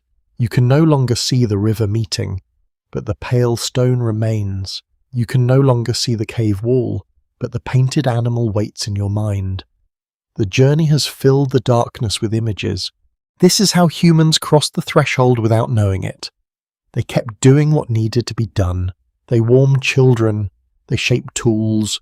They followed herds. They met strangers. They painted stone. They sang in darkness. They carried shells inland and stories forward. None of it announced itself as the future. It was simply life. And yet, from this life, something immense would grow. Every later village, shrine, road, poem, market, lore, lullaby, and map belong somewhere downstream from fires like this. Not directly, not neatly, not in a straight line, but in the long human habit of making meaning and passing it on. You lean closer to the warmth. The coals glow red. Around you, the ancient people sleep beneath hides. unaware that they are standing at the quiet edge of everything we recognize. The last night of your journey begins with a sky so clear that the stars seem almost close enough to warm your hands. The group has settled in a hollow beyond the stone ridge, where the wind moves lightly through dry grass and the fire burns with a patient, steady glow. The day has been long, but not cruel. There was walking, always walking. There was a search for fuel, a careful repair of foot coverings, a brief alarm when distant animal shapes moved along the slope, and then the quiet relief of finding shelter before the deepest cold arrived. Now the camp is still. You sit near the fire and watch its light move across sleeping forms. Hides rise and fall with breathing. A child murmurs in a dream. An elder shifts closer to the warmth without fully waking. The tool bundle lies wrapped near a stone. The shell bead is tucked away. The marked bone rests beside its maker. The pale stone from the river meeting is no longer just an object from elsewhere. It has joined the camp's small collection of remembered things. This is where you begin to see the long path forward. Not clearly, of course, no one here can see farms, cities, ships, libraries, temples, telescopes, kitchen tables, lullabies recorded through microphones, or people in faraway bedrooms listening to the Ice Age at night. The future is still hidden. It waits like a landscape beyond hills, but in this camp, beside this fire, many of the first quiet pieces are already present. There is technology in the sharpened stone and scraped hide. There is social memory in the elders' stories. There is teaching in the way children copy gestures near the flames. There is symbolic thought in pigment, beads, markings, and cave images. There is cooperation in shared food and shared watchfulness. There is imagination in the ability to plan tomorrow before the sun arrives. There is connection in the exchanged stone, the distant smoke, and the possibility of other fires beyond the valley. The people do not know they are carrying the fire forward. They are simply living. That is the gentlest and strangest part. Human change, around this broad sweep of 50,000 years ago, did not require everyone to understand it. No one needed a theory of cognition to teach a child where the roots grew. No one needed the word culture to repeat a song. No one needed to call an object symbolic before wearing it close to the throat. People made meaning because meaning helped them live, belong, remember, grieve, hope, and recognize one another. Archaeologists often describe this period as one in which signs of complex human behavior become far more visible in many places. The record includes more varied tools, personal ornaments, pigment use, long-distance movement of materials, expanded settlement patterns, and later great traditions of Ice Age art. But the record is uneven. Africa, Eurasia, Australia, and other regions do not all tell the story in the same rhythm. Some signs appear much earlier in certain places, others become clearer later. The change is not one neat sunrise. It is more like scattered campfires seen across a vast dark plain. You imagine those fires now, one in a rock shelter near a cold river, one beneath trees where shells hang from a cord, one near a cave where painted animals wait in darkness, one on a coast where waves move under moonlight and people gather shellfish from shining rocks, one in a dry valley where ochre stains the hands of a child, one far away where a bone flute sends a thin, soft note into the night. Each fire holds a group, each group holds memory, each memory can move. A small and curious clue about this movement comes from the deep ancestry carried in living people today. Many people outside Africa carry small amounts of Neanderthal ancestry, and some populations, especially in parts of Oceania and Asia, carry Denisovan ancestry too. These genetic traces are not stories in themselves, but they prove that ancient middle meetings left biological echoes. The human family was never as tidy as a straight line on a classroom chart. It was braided, crossed, and quietly complicated. Like most families, if anyone is being honest. You look at the sleeping child near the fire, their faces soft in the glow, one hand curled near their mouth. Perhaps somewhere in their ancestry there is contact with another human group. Perhaps not. but they are already carrying many inheritances: the shape of their body, the language or gestures of their camp, the taste of certain roots, the rhythm heard last night, the warning about the spring where paw prints gather, the memory of an elder's hand guiding theirs over marks in the dirt. This is how the future travels, not as a grand announcement, but as small transfers.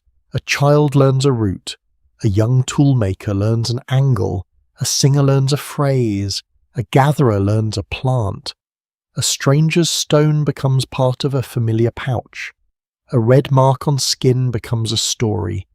A painted animal becomes an image remembered long after leaving the cave. The night deepens, the fire lowers, then rises again when someone half awake pushes a branch inward. Sparks lift into the cold air. The smell of smoke is thick and comforting. It clings to hides, hair, skin, and stone. If you carried this smell back with you, it would seem strange in a modern room, but here it is home. It is safety. It is the border between the known circle and the watching dark. There are still many questions. Researchers continue to examine whether cultural change around this time came mainly from shifts in human minds. Growing populations, wider social networks, climate pressure, migration, or some mixture of all these things. The wisest answer may be the least dramatic one: many forces work together. A mind ready for symbols needs other minds to share them. A tool tradition needs teachers. A harsh climate rewards flexibility. A larger network protects knowledge from disappearing. A journey brings new materials and new ideas. No single spark explains the whole fire. Beside you, the elder wakes briefly and looks into the coals. Their eyes reflect red light. For a moment, they seem to be watching something far beyond the flame. Perhaps they are remembering a person who is gone. Perhaps they are listening for animals. Perhaps they are simply awake because age and cold do not always allow perfect sleep. The elder reaches for a hide and pulls it over a child's shoulder. That gesture contains almost everything: care, memory, warmth, continuity, the future protected without anyone naming it. Soon the camp grows quiet again. The wind moves through grass. A night bird calls once from the ridge. The stars remain above, indifferent and beautiful. You sit at the edge of the firelight and feel the long journey folding together inside you, the first shelter. The other human footprints, the hearth, the tools, the clothing, the herds, the voices, the cave walls, the pigments, the children, the food, the rivers, the strangers, the symbols, the period, the weather, the networks, the threshold. All of it leads here, to a small camp in the dark. Humans changed forever without knowing it because they were busy surviving, sharing, noticing, remembering, and caring. They became creatures of fire and symbol, body and story, hunger and imagination. They carried the world in their hands, then in their minds, then from one mind to another. The fire settles, the ancient night breathes, and the first long human story continues beyond the edge of sleep. The fire is almost out now. Only a few coals remain, deep red beneath a soft blanket of ash. The camp has grown still, and the people around you have folded themselves into sleep, wrapped in hides, warmed by one another, held by the small shelter of the night. The wind has gentled. It no longer presses hard against the grass. It only moves lightly through it, brushing the valley with a sound like a slow breath. You do not need to follow the path any farther tonight. The ancient world can rest where it is, beneath the stars, with its painted caves, cold rivers, scattered shells, careful tools, and quiet fires. The people you have walked beside will wake with the morning. They will gather wood, check the tracks, warm their hands, lift the children, and continue into a future they cannot see. But for now, nothing more is required of them or of you. The darkness is not empty. It is full of soft traces, a handprint on stone, a bead against skin, a child's sleepy voice, an elder's memory, a trail beside a river, smoke rising towards stars that have watched every human generation pass beneath them. Let those images grow dim now. Let the valley blur at the edges. Let the fire sink lower. Let the wind carry away the last sharp thoughts of the day. You are safe beside the warmth. You are only listening now, and even the listening can become softer, far away. The painted animals wait in their cave. The river keeps moving under moonlight. The shells sleep in their pouches. The old footsteps fade into frost. And somewhere in that gentle darkness, the long human story continues, quietly, patiently, like an ember that never fully disappears. Sweet dreams,